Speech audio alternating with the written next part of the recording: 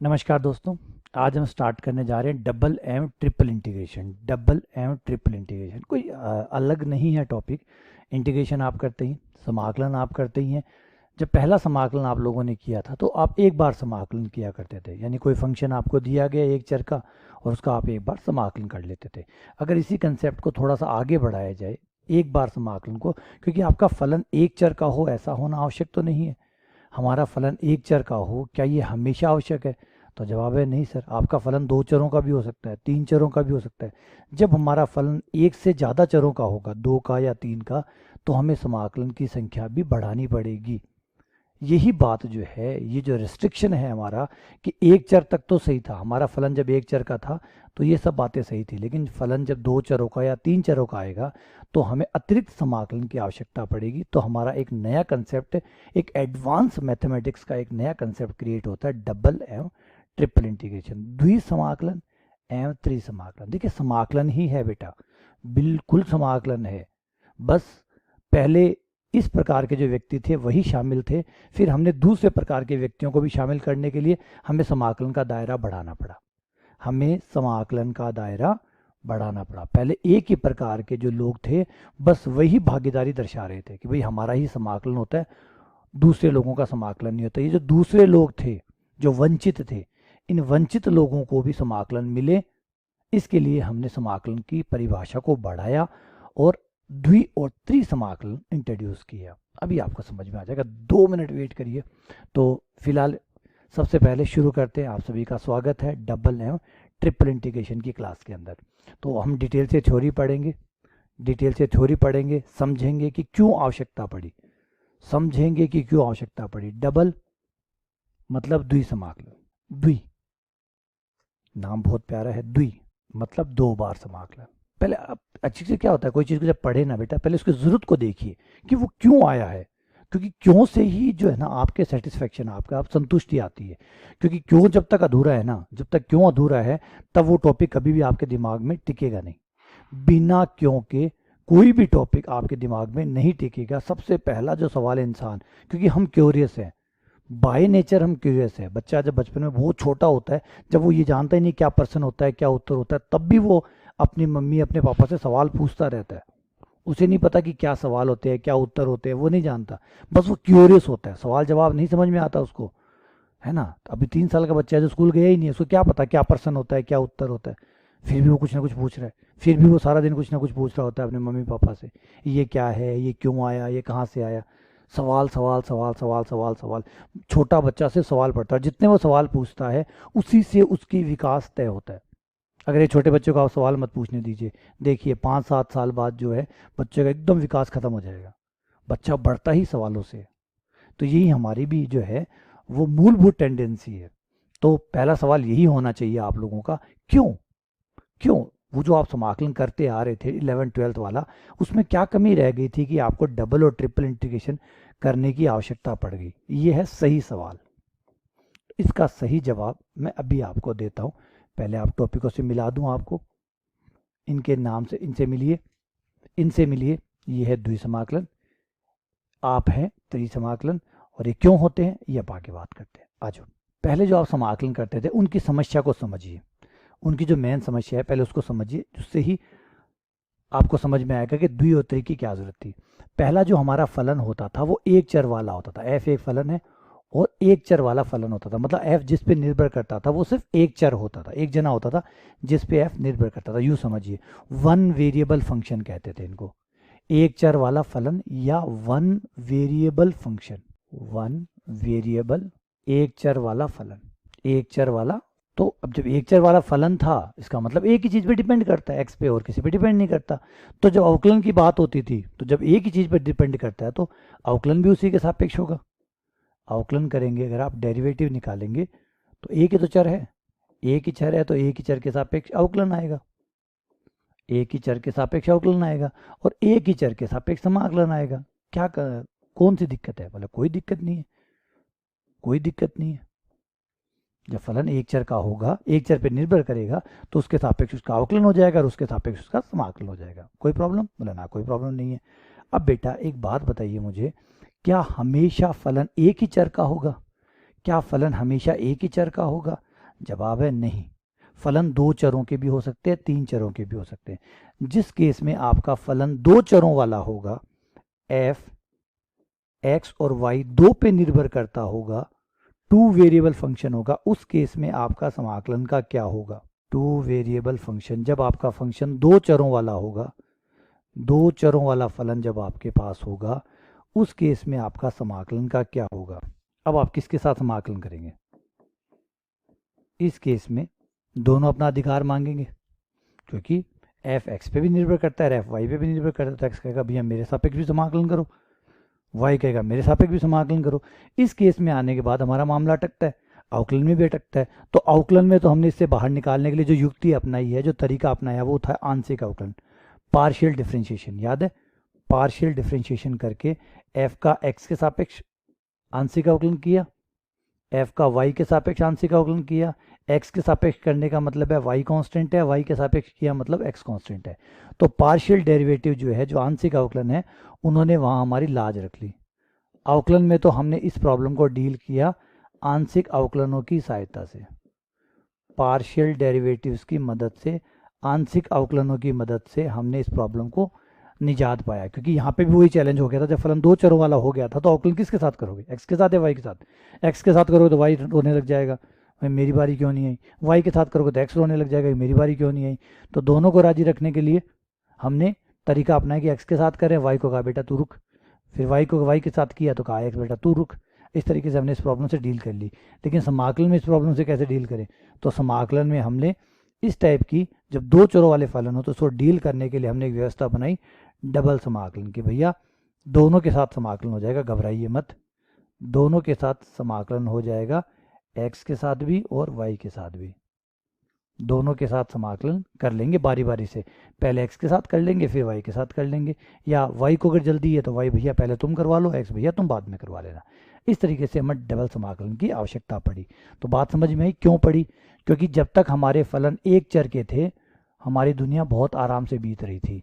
जब दुनिया में मोबाइल नहीं थे, लोग बड़े ही आराम से, है ना, बैठ के बातें करते थे, चर्चा करते थे, एक दूसरे का सुख दुख सुनते थे, बड़ा आराम से हो रहा था। अब पास में बैठ के भी व्हाट्सएप के जरिए बात करते हैं, पास में बैठे हैं तब भी चर्चा जो है व्हाट्सएप के थ्रू हो रही है, फेसबुक के जरिए हो रही है। तो बस वही था, जब एक चर वाला फलन था दुनिया आराम से बीत रही थी। दो चर वाले आए, अपने अलग डिमांड करने लग गए कि भैया हम तो दो चर वाले हैं, हमारे लिए भी कुछ करो। तो फिर इनके लिए आंशिक अवकलन बनाने पड़े, इनके लिए डबल समाकलन बनाना पड़ा। इसी फिर एक शुरुआत हुई कि अगर फलन तीन चरों वाला हो गया तो, फलन तीन चरों वाला हुआ तो, एक चर के बजाय अगर आपका फलन तीन चरों का हुआ तो फिर उसको टैकल कैसे करोगे? बोला उसको तीन से करेंगे, समझिए। अगर आपका फंक्शन तीन चरों वाला हुआ, F is a function of X and Y and Z, तीन चरों वाला फलन हुआ तो, यानी थ्री वेरिएबल फंक्शन है, थ्री वेरिएबल फंक्शन है, तीन चरों वाला फलन है, तो भैया तीन समाकलन करेंगे, बात इतनी सी है, तीन समाकलन करेंगे। ठीक है, ये है हमारा तीन समाकलन का हिस्सा। अब इसके जब समाकलन होंगे तो ऐसे होंगे, एक दो तीन, F D X D Y D Z, back to back आप तीन समाकलन जो है वो पूरे कर दीजिए, पहला दूसरा तीसरा, इस तरीके से आप समाकलन कर दीजिए। ठीक है, पहले एक समाकलन होगा, फिर दूसरा होगा और फिर तीसरा होगा। इसे ट्रिपल इंटीग्रेशन कहते हैं। अब कई कहे, आपके दिमाग में ज़रूर एक सवाल उठा होगा कि सर अगर चार वेरिएबल हो तो बेटा चार बार इंटीग्रेशन। तो चार बार इंटीग्रेशन आपने बताया तो नहीं बेटा, फिर हम क्या करते हैं, तीन के बाद जब आते हैं ना चार पाँच और आते हैं, फिर हम उसको मल्टी डायमेंशनल इंटीग्रेशन कह देते हैं, मल्टी डायमेंशनल। फिर चाहे चार आए चाहे पाँच है, हम एन वाला इंटीग्रेशन करते हैं, एन वाला। फिर इसके बाद में अगर आप आगे पढ़ना चाहते हैं, थोड़ा सा आगे जाना चाहते हैं, तो वो भी आप समझ सकते हैं, मल्टी डायमेंशनल। मल्टी डायमेंशनल वैसे कोर्स का हिस्सा नहीं है, लेकिन थोड़ा सा आपकी उत्सुकता शांत करने के लिए, मल्टी डायमेंशनल इंटीग्रल, जिसमें आपका फंक्शन जितने चरों का होता है आप उतनी बार इंटीग्रेशन करते हैं। मान लीजिए आपका फंक्शन जो है वो x1 का भी फंक्शन है, x2 का भी फंक्शन है, x3 का भी फंक्शन है, dot dot dot dot xn का फंक्शन है, तो आप इन सब के साथ बारी बारी से इंटीग्रेशन कर सकते हैं, x1 x2 x3 x4 dot dot dot dot dxn, और सबके अपने अपने इंटीग्रेशन, एक 2 3 डॉट डॉट डॉट डॉट, ये आपके n इंटीग्रेशन है। तो इस तरीके से होता है। लेकिन 2 और 3 से ज़्यादा जो है ना, उसके बाद चीज़ें हमारी बहुत हायर मैथमेटिक्स में चली जाती है, वो हमारे सिलेबस को आउट कर जाती है, तो हम अपने आप को रुक जाएंगे। अगर हम CSI या नेट की तैयारी करते, या फिर जब आप CSI नेट में होंगे या गेट की तैयारी करेंगे, तो आप 3 से 4 में देखते हो, सिलेबस में आपको ये 4th वाला मिलता है। यहाँ फिलहाल आपको ट्रिपल तक ही, डबल एंड ट्रिपल जो नॉर्मल एग्जाम जो आप देंगे उसमें आपको डबल एंड ट्रिपल पे ख़त्म हो जाता है, फिर मल्टी डायमेंशनल वाला नहीं आता है। ठीक है, चल आगे बढ़ते हैं। आ जाओ, एक एग्जाम्पल मैं आपको करके दिखा देता हूँ ताकि आपको समझ में आ जाए। एग्जाम्पल, ठीक है। अब एक एग्जाम्पल लिया मैंने, डबल समाकलन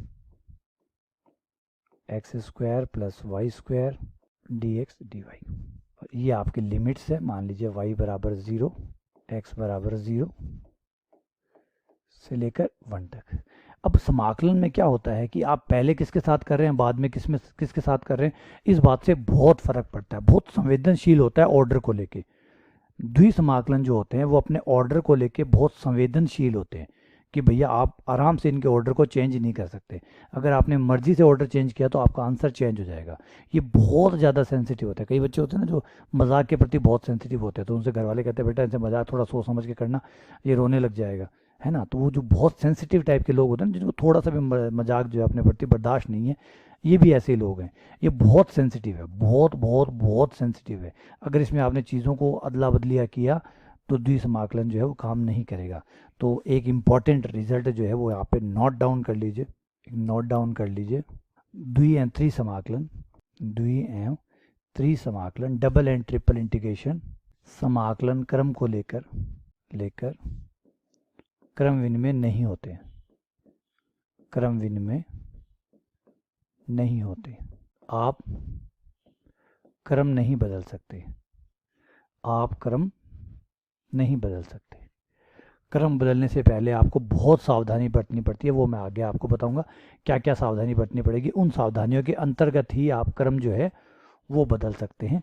अगर आपने पूरे प्रिकॉशन नहीं लिए हैं, बिना सावधानी से अगर आप करने गए तो दुर्घटना घटित हो जाएगी और उसका नुकसान आप लोगों को पहुंचेगा और उसकी जिम्मेदारी हमारी नहीं होगी। उसके लिए पूर्णतः आप जिम्मेदार होंगे, क्योंकि आपको कहने के बावजूद भी आपने क्रम को बदला, इसलिए अब नुकसान आपका। ठीक है ना। तो मेरे कहे बिना आप क्रम नहीं बदलेंगे और मैं आपको बताऊंगा कि बदला कैसे जाता है, बस उस नियमों के अंतर्गत ही आपको बदलना है। क्लियर है। नॉर्मली हम क्या करते हैं, हम यहाँ पे लिमिट जो है वो देखते हैं। ये हमारा फर्स्ट इंटीग्रेशन होता है, ये हमारा फर्स्ट इंटीग्रेशन, ये हमारा सेकंड इंटीग्रेशन। और ऑब्वियसली बात है, आप भी जानते हैं अंदर से बाहर की तरफ ही चीज़ें खुलती है, अंदर से बाहर की तरफ खुलती है। तो ये आपका फर्स्ट होता है, ये आपका सेकंड होता है ना। और अधिकतर किताबें क्या करती है, कई बार वो ब्रैकेट का चिन्ह लगा देती है। इस तरीके से ब्रैकेट लगा दे तो पहचान जाते हैं कि ये फर्स्ट है, ये सेकंड है। ठीक है ना। और वैसे लिमिट वाला मुझे बहुत अच्छा लगता है। ज़्यादातर किताबें जो है ना वो लिमिट लिख के लिखती है। जैसे ये y बराबर 0 से y बराबर 1 है, तो y की लिमिट है, इसका मतलब y के सापेक्ष समाकलन है। x की लिमिट है, मतलब x के सापेक्ष समाकलन। तो ये ज़्यादा अच्छा रहता है।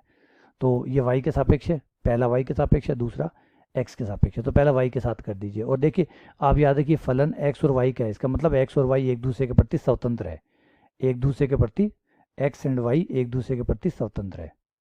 ठीक है ना। जब आप समाकलन करें तो x के दौरान y को भूल जाएं, y के दौरान x को भूल सकते हैं आप। ठीक है, आ जाओ समाकलन करते हैं। एक बार x वाले समाकलन को रेस्ट करवाइए। x वाले समाकलन भैया बैठो, x वाले समाकलन बैठो। हम किसके समाकलन करने वाले हैं, हम इसका, ये फलन है, इसका समाकलन करने वाले हैं। किसके साथ कर रहे हैं, पहले y के साथ। क्यों कर रहे हैं, क्योंकि लिमिट y में, तो y के साथ पहले हो रहा है। तो आप बड़ा ब्रैकेट लगा के इसको सुरक्षित कर सकते हैं। y बराबर 0 से y बराबर 1 तक, x² प्लस y² और ये dy dx। अब आप आराम से y वाला इंटीग्रेशन करिए, फिर x वाले इंटीग्रेशन को निपटाइएगा। ठीक है, धीरे धीरे तसल्ली से, कोई जल्दबाजी ना करे, शांति रखें, सबकी बारी आएगी।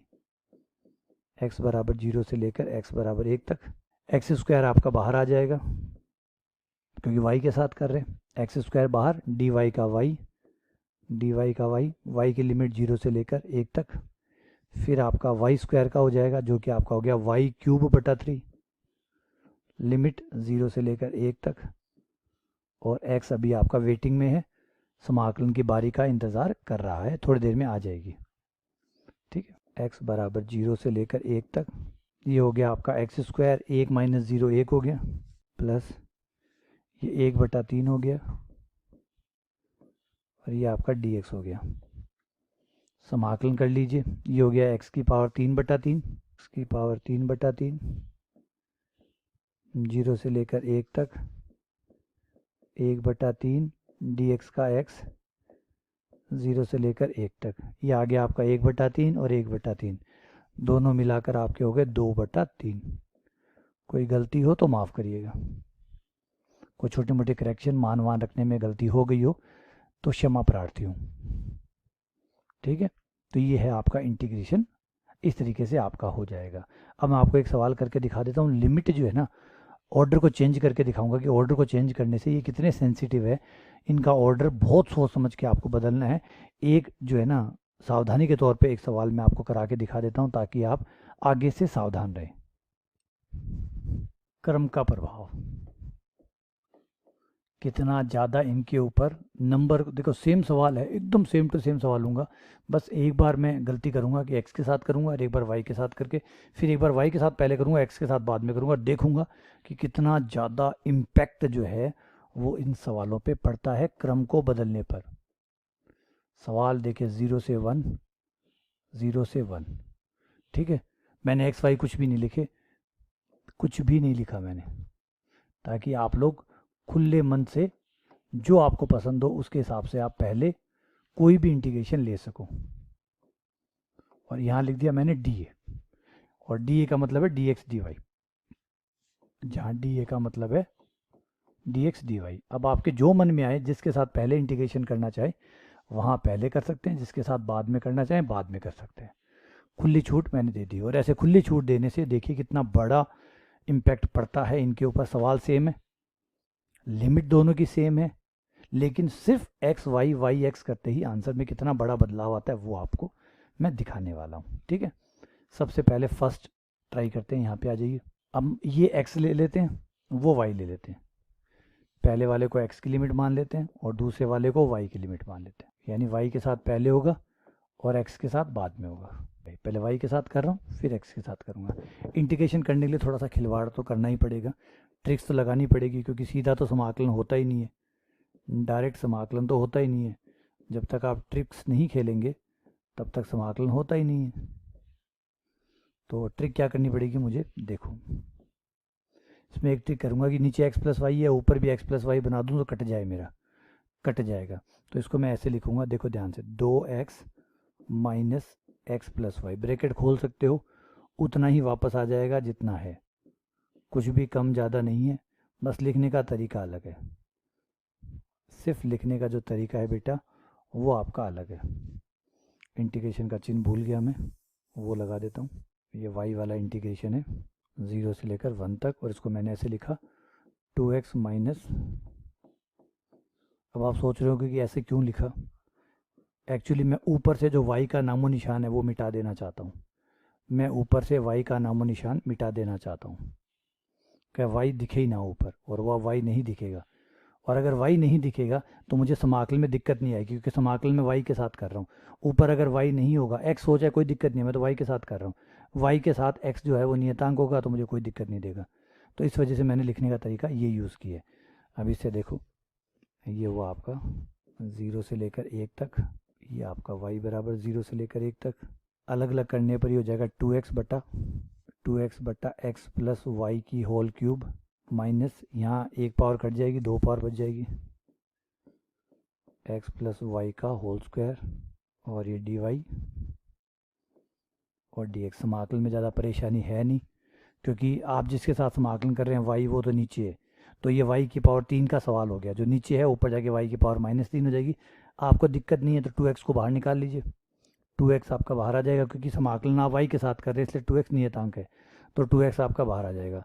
x प्लस वाई को t मान लीजिए, dy बराबर dt आ जाएगा, तो dt बटा t की पावर 3 हो जाएगा।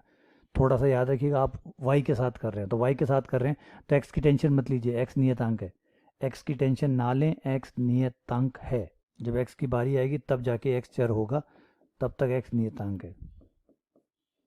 तो आपका इंटीग्रेशन एकदम सरल हो जाएगा। 2x आपका बाहर आ जाएगा, x प्लस वाई की पावर -3 हो जाएगी। समाकलन में एक पावर जुड़ेगी, एक पावर है ना, उतनी पावर का भाग लग जाएगा। तो ये बन जाएगा आपका x प्लस वाई की पावर -2 बट्टा -2 माइनस ये ऊपर चला जाएगा, ये हो जाएगा x प्लस वाई और y बराबर 0 से लेकर 1 तक लिमिट, और ये dx अभी बाकी है। लिमिट रख दो, देखो कितना आता है। तो लिमिट मैं यहीं रख देता हूँ। लिमिट रखने पर x 0 से लेकर 1 तक, और ये आ जाएगा 2 से 2 कट गया, माइनस का x आ गया, माइनस का x, 2 से 2 कट गया, माइनस का x आ गया, और ये 2 पावर नीचे चली जाएगी। 1 बटा एक्स प्लस वाई का स्क्वायर हो जाएगा, y की जगह 1 रख दूंगा, x प्लस 1 का स्क्वायर माइनस 0 रखने पर 1 बटा एक्स स्क्वायर, फिर माइनस माइनस प्लस, ये हो जाएगा 1 बटा एक्स प्लस वाई, ओ सॉरी लिमिट रखने पर 1 बटा एक्स प्लस 1 माइनस 1 बटा एक्स, और अभी x वाला समाकलन बाकी है। ब्रैकेट ब्रैकेट खोल दीजिए, कुछ कटेगा, कुछ तो कटेगा, पीछा छूटेगा। ब्रैकेट खुलेगा तो ये आ जाएगा माइनस एक्स बटा एक्स प्लस 1 का स्क्वायर, यहाँ आ जाएगा माइनस माइनस प्लस, एक्स से एक एक्स कट गया, 1 बटा एक्स आ गया, और वो 1 बटा रहा, 1 बटा एक्स से 1 बटा एक्स कट गया। तो आपका सवाल जो बचा वो इतना सा बचा, थोड़ा सा, जो कि भी समाकलन बाकी है 0 से लेकर 1 तक, और यहाँ आपका बचेगा माइनस एक्स बटा एक्स प्लस 1 का स्क्वायर और 1 बटा एक्स प्लस 1 और dx। अगर हम इनका लघुत्तम ले लें तो x प्लस 1 का स्क्वायर लघुत्तम आ जाएगा, x प्लस 1 का होल स्क्वायर आ जाएगा, वहाँ x प्लस 1 आ जाएगा, x से x कट जाएगा, और 1 अपॉन एक्स प्लस 1 का स्क्वायर आ जाएगा। ये है आपका x बराबर 0 से लेकर 1 तक, 0 से लेकर 1 तक, और कितना आया वो पीछे वाले में चल लीजिए। यहाँ आपका हो जाएगा लघुत्तम आ जाएगा x प्लस 1 का स्क्वायर, माइनस का x आ गया, x प्लस 1 कट गया, x प्लस 1 ऊपर आया, x कट गया, 1 आ गया, 1 बटा एक्स प्लस 1 का स्क्वायर हो गया, 1 बटा एक्स प्लस 1 का स्क्वायर हो गया। समाकलन कर लो, ऊपर जाके पावर -2 होगी, -2 प्लस 1 बटा -2 प्लस 1, तो आ गया -1 बटा एक्स प्लस 1। 0 से लेकर 1 तक जब आप 1 रखेंगे तो आ जाएगा माइनस का 1 बटा 2, माइनस 0 रखेंगे तो आ जाएगा माइनस का 1 बटा 1, तो आ गया माइनस का 1 बटा 2 और माइनस माइनस प्लस 1, ये 1 बटा 2 आ गया। तो इस केस में आपका आंसर आ रहा है 1 बटा 2।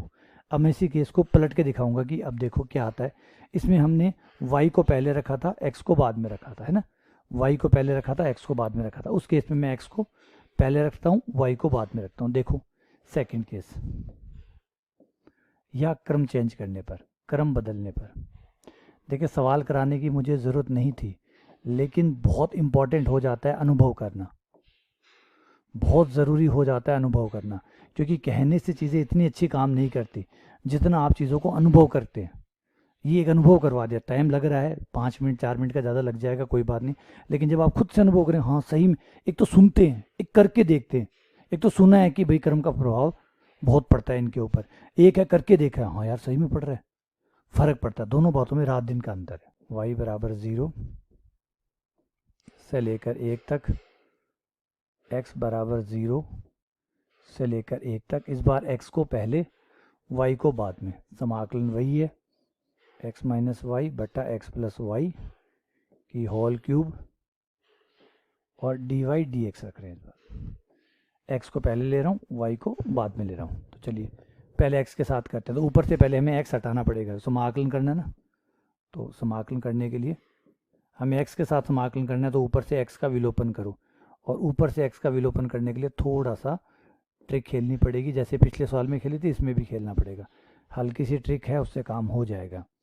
ट्रिक ये है कि इसको x plus Y minus 2y करके लिख लीजिए, ठीक है, और फिर अलग अलग कर दीजिए, आपका x गायब हो जाएगा और x हट जाएगा, तो समाकलन करने में दिक्कत नहीं आएगी। अलग अलग करेंगे, y बराबर 0 से लेकर y बराबर 1। समाकलन हो गया आपका 1/x प्लस वाई का whole square, 2/x plus Y की होल क्यूब dy, और x की लिमिट है 0 से लेकर 1 तक। 0 से लेकर y का समाकलन तो बाकी पड़ा है, अभी तो x का निपटा रहे हैं। x का मान 0 रखने पर, अच्छा पहले समाकलन तो करना बाकी रह गया, समाकलन तो किया ही नहीं यार।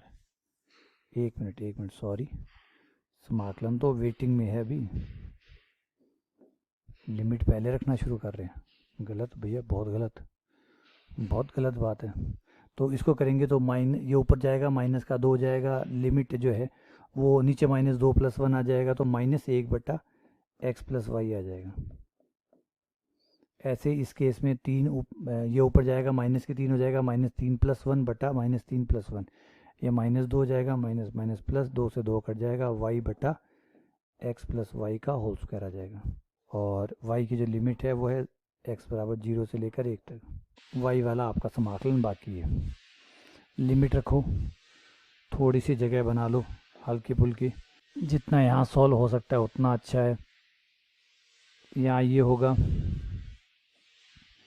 y बराबर 0 से लेकर 1 तक, और x का मान 1 रखने पर ये हो जाएगा -1 बटा, माइनस बाहर ले लो, 1/1 प्लस वाई, 0 रखने पर -1/y प्लस वाई बाहर, 1 रखने पर 1/1 प्लस वाई का स्क्वायर, 0 रखने पर -1/y स्क्वायर, और dy सबसे बाहर।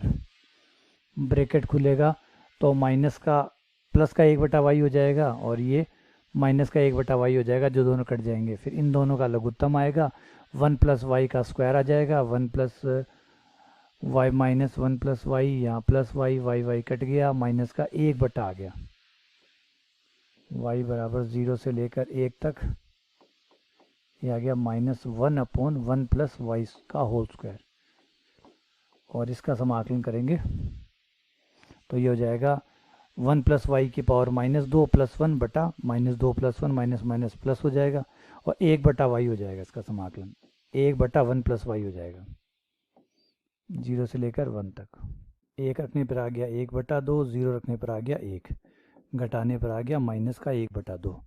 साफ अंतर दिख रहा है कि पिछला जो आंसर था वो था प्लस का 1/2, वो था प्लस का 1/2। इस बार आंसर है माइनस का 1/2। कुछ नहीं बदला, सवाल वही था, लिमिट वही थी, सब कुछ वही था, बस क्रम अलग अलग था। एक बार x पहले था, y बाद में था, एक में y पहले था, x बाद में था। इतना करते ही सवाल बदल गया, आंसर बदल गया।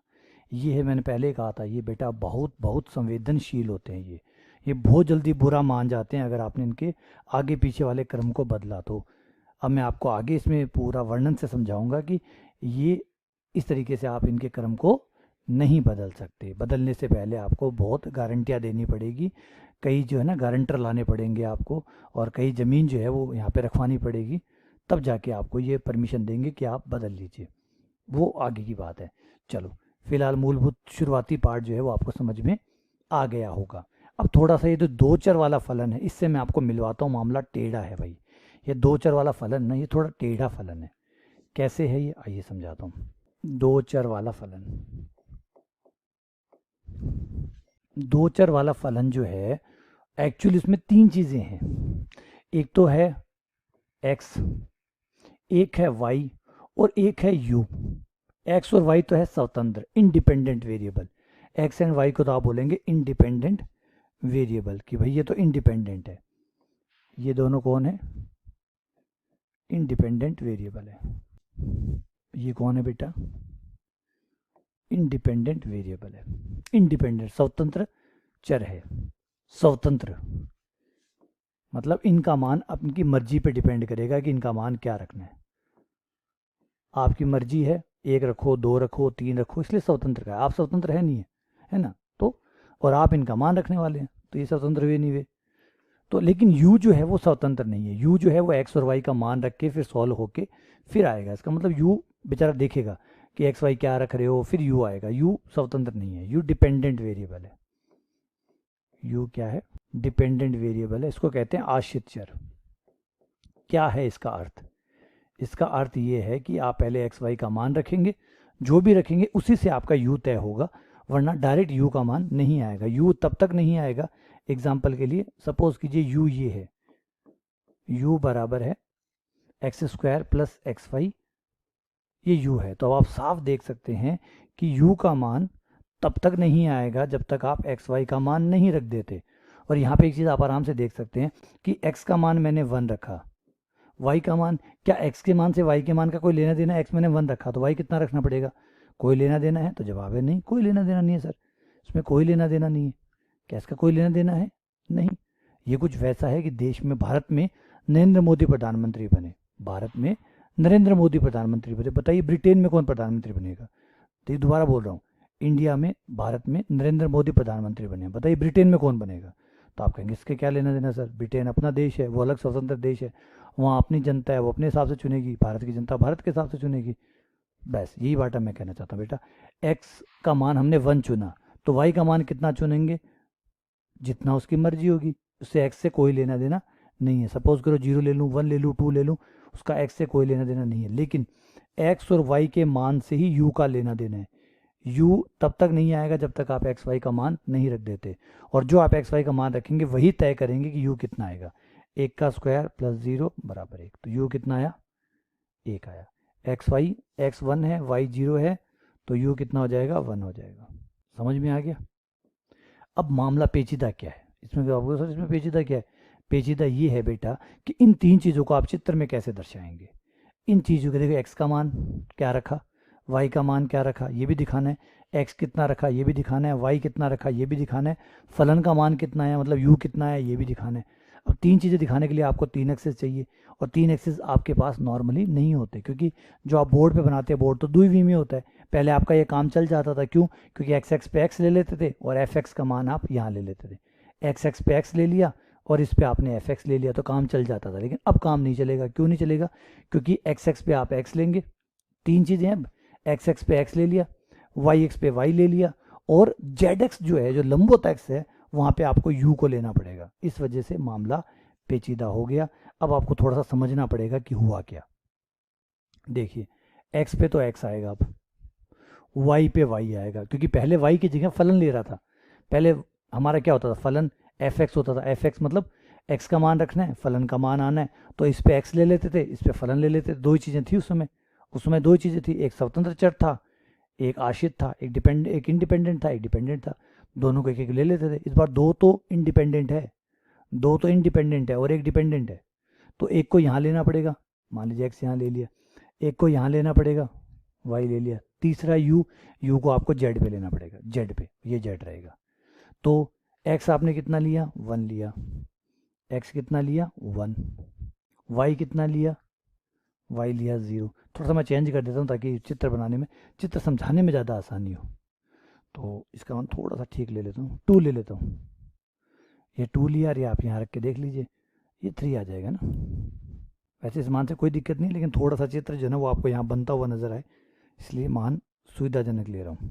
देखो, एक्स का मान 1 लिया, वाई का मान 2 लिया, एक्स 1 लिया, वाई 2 लिया, तो ये आपका पॉइंट हो गया 1 2। एक्स 1 है, वाई 2 है, एक्स 1 है, वाई 2 है। दोबारा बोलो बेटा, एक्स 1 है, वाई 2 है, एक्स 1 है, वाई 2 है। हो गया, ये आपका पॉइंट हो गया, मतलब जो आपने रखा। अब आपका आया यू का मान। यू का मान आपका ऐसे आएगा, यू कितना है? यू कितना है? 3। तो वो ऐसे यहाँ से उठाओ, ये 3 है। मतलब अब मेरे हाथ को देखो, ये है एक्स एक्स बेटा, पेन की दिशा में ये देखो, ये है एक्स एक्स, ये है वाई एक्स, ये है वाई एक्स। तो ये जो ये उंगली एक्स एक्स, ये अंगूठा वाई एक्स, खड़ा करके दिखाऊं, ये देखो, देखा, ये देखिए एक्स एक्स वाई एक्स। अब फलन का मान, किसी बिंदु पे फलन का मान वो ऐसे जाएगा इमारत की तरह। जैसे हमारी धरती जो है वो खेत है, खेत पे किसी बिंदु पे जाएंगे तो उसके लिए एक्स और वाई चाहिए होंगे, एक्स और वाई से वो बिंदु पता चलेगा, और जेड होगी उसके ऊपर बनी हुई इमारत, उस पर जो इमारत की ऊंचाई है ना, वो फलन का मान है आपका, वो है आपका फलन का मान। तो आपका चित्र ऐसा बनेगा। अब आपका चित्र ऐसा बनेगा, आपकी जो ज़मीन है वो तो वो बिंदु है जो आप रख रहे हैं, और फिर उस पर बनेगी इमारतें। तो इनका जो डायग्राम होता है ना बेटा, वो ऐसा बनता है। इनके डायग्राम को समझो कि भाई आपने तय किया कि हम ये इस वक्र के अंदर अंदर जितने बिंदु हैं वो सारे बिंदु फलन में रखने हैं। हम ये बिंदु फलन पे रखने वाले हैं। ये इनका डोमेन कहलाता है। डोमेन का मतलब प्रांत जिसमें से आप एक्स वाई के मान रखने वाले हैं। ये आपका डोमेन हो गया। लेकिन याद रखिए फलन का मान नहीं है ये फलन के मान नहीं है, ये तो बिंदु है जो आप रखने वाले हैं। फिर इन हर बिंदु पे एक इमारत खड़ी होगी, क्योंकि हर बिंदु, जैसे 1 2 एक बिंदु था, आंसर कितना है 3, तो मान लीजिए ये है 1 2, ये है 1 2, इस 1 2 पे एक इमारत ऐसे मतलब सुई सुई सुई सुई सुई सुई से बाहर आएगी। किसी की सुई छोटी होगी, किसी की बड़ी, किसी की बहुत बड़ी, क्योंकि जिस पे जो मान आएगा, सपोज करो इस पे 3 आया तो इसकी सुई की लंबाई 3 सेंटीमीटर, इसकी 5 सेंटीमीटर, इसकी 2 सेंटीमीटर, इसकी 8 सेंटीमीटर, तो क्या बन जाएगा, ये तो आपका वो हो गया प्रांत। और उस प्रांत पे निकली हुई सुइयाँ, सुइयाँ जो हैं, सुइयों की जो ऊंचाई है वो फलन का मान है। तो ऐसा डायग्राम बनता है इनका। ये जो 2 चर वाले फलन है इनका डायग्राम ऐसा होता है, ऐसा होता है। अब आप यूँ समझिए कि ये ज़मीन है आपका, जो भी प्लॉट है, ये प्लॉट हो गया। इस प्लॉट के हर बिंदु पे आपने एक बिल्डिंग खड़ी कर दी, हर पॉइंट पर एक बिल्डिंग खड़ी कर दी, हर पॉइंट पे आपने क्या किया, एक बिल्डिंग खड़ी कर दी। ये तो द्विसमाकलन क्या करेगा, ये जो सारी बिल्डिंगों में अगर आप तेल भर दें, सारी बिल्डिंगों के पहले खिड़की दरवाजे संबंध कर दें और उनमें तेल भर दें, तो कितना आयतन होगा, वो आयतन आपको द्विसमाकलन देता है। वो आयतन जो है वो आपको द्विसमाकलन देता है। जब आप डबल समाकलन करते हैं, इस पृष्ठ का नाम है, इसका सी नाम रख लेता हूँ, इस सी पे जब आप समाकलन करेंगे इस एरिया के ऊपर, इस एरिया का नाम आप ए रख सकते हैं, कोई दिक्कत नहीं, ए फॉर एरिया ज़्यादा बढ़िया शब्द है, इसका नाम एरिया रख लिया ए। इस एरिया ए पर जब आप डबल समाकलन करते हैं किसी फलन का, जो भी फलन है, फलन क्या दे रहा है आपको, फलन सुइयों का साइज बता रहा है, इमारत का साइज बता रहा है कि इस जगह पे कितनी बड़ी इमारत खड़ी होगी, 1 2 पे कितनी बड़ी इमारत खड़ी होगी, 2 3 पे कितनी इमारत खड़ी होगी, 4 3 पे कितनी ऊंची इमारत खड़ी होगी। तो वो इमारत का साइज जो है वो फलन दे रहा है। तो जब आप डबल समाकलन करते हैं तो आपको ये जो सारा वॉल्यूम जो है वो आपको मिलता है, सारा आयतन जो है वो मिलता है कि जो इमारतें हैं जो बनेगी उस धरती के ऊपर, जो ये जो डी है, ये जो ए है, इस एरिया ने इस प्लॉट के ऊपर, इस इनक्लेव के अंदर या इस जमीन के अंदर, या ये जो ज़मीन है जितनी भी है, ये खेत जो है, इस खेत के अंदर जो जो इमारतें खड़ी है उन सब इमारतों में तेल भर दिया जाए तो वो आयतन कितना होगा, वो आपको द्विसमाकलन बताता है। इस तरीके से द्विसमाकलन हमारा अर्थ होता है। ये है ज्यामितीय अर्थ कहलाता है कि द्विसमाकलन का क्या अर्थ है, वो ये अर्थ है। अब द्विसमाकलन होता कैसे, उसको थोड़ा सा और समझ लीजिए। द्विसमाकलन होता कैसे, काम करता कैसे है, कैसे काम करता है उसको समझिए। How double integration works, double समाकलन काम कैसे करता है, मैकेनिज्म क्या है इसका। कोई जैसे होता है ना कि पैरासीटामोल ली, तो सब पैरासीटामोल ले तो ली, लेकिन आप मुझे बताएंगे पैरासीटामोल जाके काम कैसे करती है, कैसे पैरासीटामोल से मेरा बुखार कम हो जाता है। कुछ तो होता होगा उसका मैकेनिज्म, कि आपने कहा कि इससे आयतन निकल जाता है, मान लिया आयतन निकल जाता है, लेकिन कुछ तो मैकेनिज्म होगा कैसे निकालता है। जैसे मैंने गोली ली पैरासीटामोल, तो वो गले से गई, पेट में गई, पेट में जाके वो घुल गई, उसमें से ये केमिकल निकले, ये केमिकल जाके इस नस में जाके घुस गए, प्रोटीन बनाया, कैल्शियम बनाया, क्या बनाया, वो बायोलॉजी वाले समझाए, फिर वो कैसे कैसे जाके मेरे बुखार को उन्होंने ठीक किया। कुछ तो मैकेनिज्म होगा। तो द्विसमाकलन का भी हम जानना चाहते हैं कि कैसे ये कर लेता है, ये जो भाई साहब है ये कैसे काम करते हैं, ये थोड़ा सा समझा दो भाई तो मज़ा आ जाए। तो आ जाओ भैया समझाते हैं कि कैसे काम करता है। आओ सीखें कि ये काम कैसे करता है। तो देखिए ये काम कैसे करता है। ठीक है, सबसे पहले तो आपको एक प्रांत लेना होगा जहाँ से आप एक्स वाई का मान लेने वाले, कोई तो होगा जहाँ से आपको एक्स वाई का मान मिल रहा है। तो ये लीजिए, ये है वो आपका प्रांत जहाँ से आपको एक्स वाई का मान मिल रहा है ना। इसके जो पॉइंट्स है, इन पॉइंट से आपको एक्स और वाई का मान मिलेगा और उस पर आप अपने फलन का मान ज्ञात करेंगे। और फलन का मान मैं दिखा नहीं सकता क्योंकि बोर्ड द्विविमीय है। इन हर बिंदु के ऊपर एक चूंच जो है, सुई जो है वो बाहर निकलेगी, वो फलन का मान होगा। सुई को नाप लीजिएगा, सुई अगर 3 सेंटीमीटर है तो फलन का मान 3, 4 है तो 4, 5 है तो 5, 2 है तो 2, जितनी भी आपकी सुई की लंबाई होगी उतना फलन का मान होगा। समझ गए? तो याद रखिएगा ये सिर्फ ज़मीन है। ज़मीन मतलब आपका एक्स वाई जो तल है उस तल के ऊपर आपका प्रांत, जहाँ से आपको बिंदु मिलेंगे। हर बिंदु का एक एक्स होगा और एक वाई होगा। प्रत्येक बिंदु जो है, ऑब्वियसली बात है, जैसे भी ये बिंदु है ये दो चीज़ों से बनेगा, एक्स और वाई से, है ना। खाली एक्स से तो नहीं बन सकता। हर बिंदु का एक एक्स कोऑर्डिनेट होगा और एक वाई कोऑर्डिनेट होगा। सही है? हर बिंदु का एक एक्स निर्देशांक होगा और एक वाई निर्देशांक होगा। अब हम क्या करेंगे, हम इस पूरे के पूरे एरिया को मैश में डिवाइड कर लेंगे। अब बोले मैश क्या होता है? मैश का मतलब होता है जाली।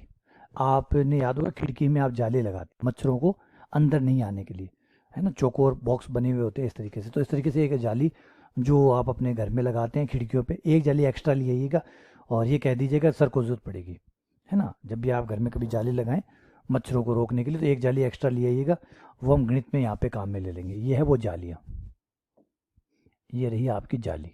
ठीक है, थोड़ी पतली जाली ले आइएगा ताकि, क्योंकि आजकल मच्छर भी थोड़े डाइटिंग पे है तो मच्छरों का साइज़ कम रहता है, तो वो इसमें से ना निकल जाए, इसलिए जाली पतली ले आइएगा। इस तरीके से हमने जाली को इस एरिया के ऊपर बिछा दिया। पूरा का पूरा जो है वो एरिया जो है वो जाली से बंद हो जाएगा। अब हम क्या करेंगे, एक एक जाली का, जिसे मैश कहते हैं, एक एक मैश पे जाएंगे। इस मैश पे गए, किसी भी एक मैश पे आप चले जाइए और मैश पे जाके आपको क्या करना है, मैश की लंबाई छोटी सी dx, क्योंकि छोटा सा मैश है, लंबाई हुई dx, चौड़ाई हुई dy, तो इसका क्षेत्रफल हो गया dx dy।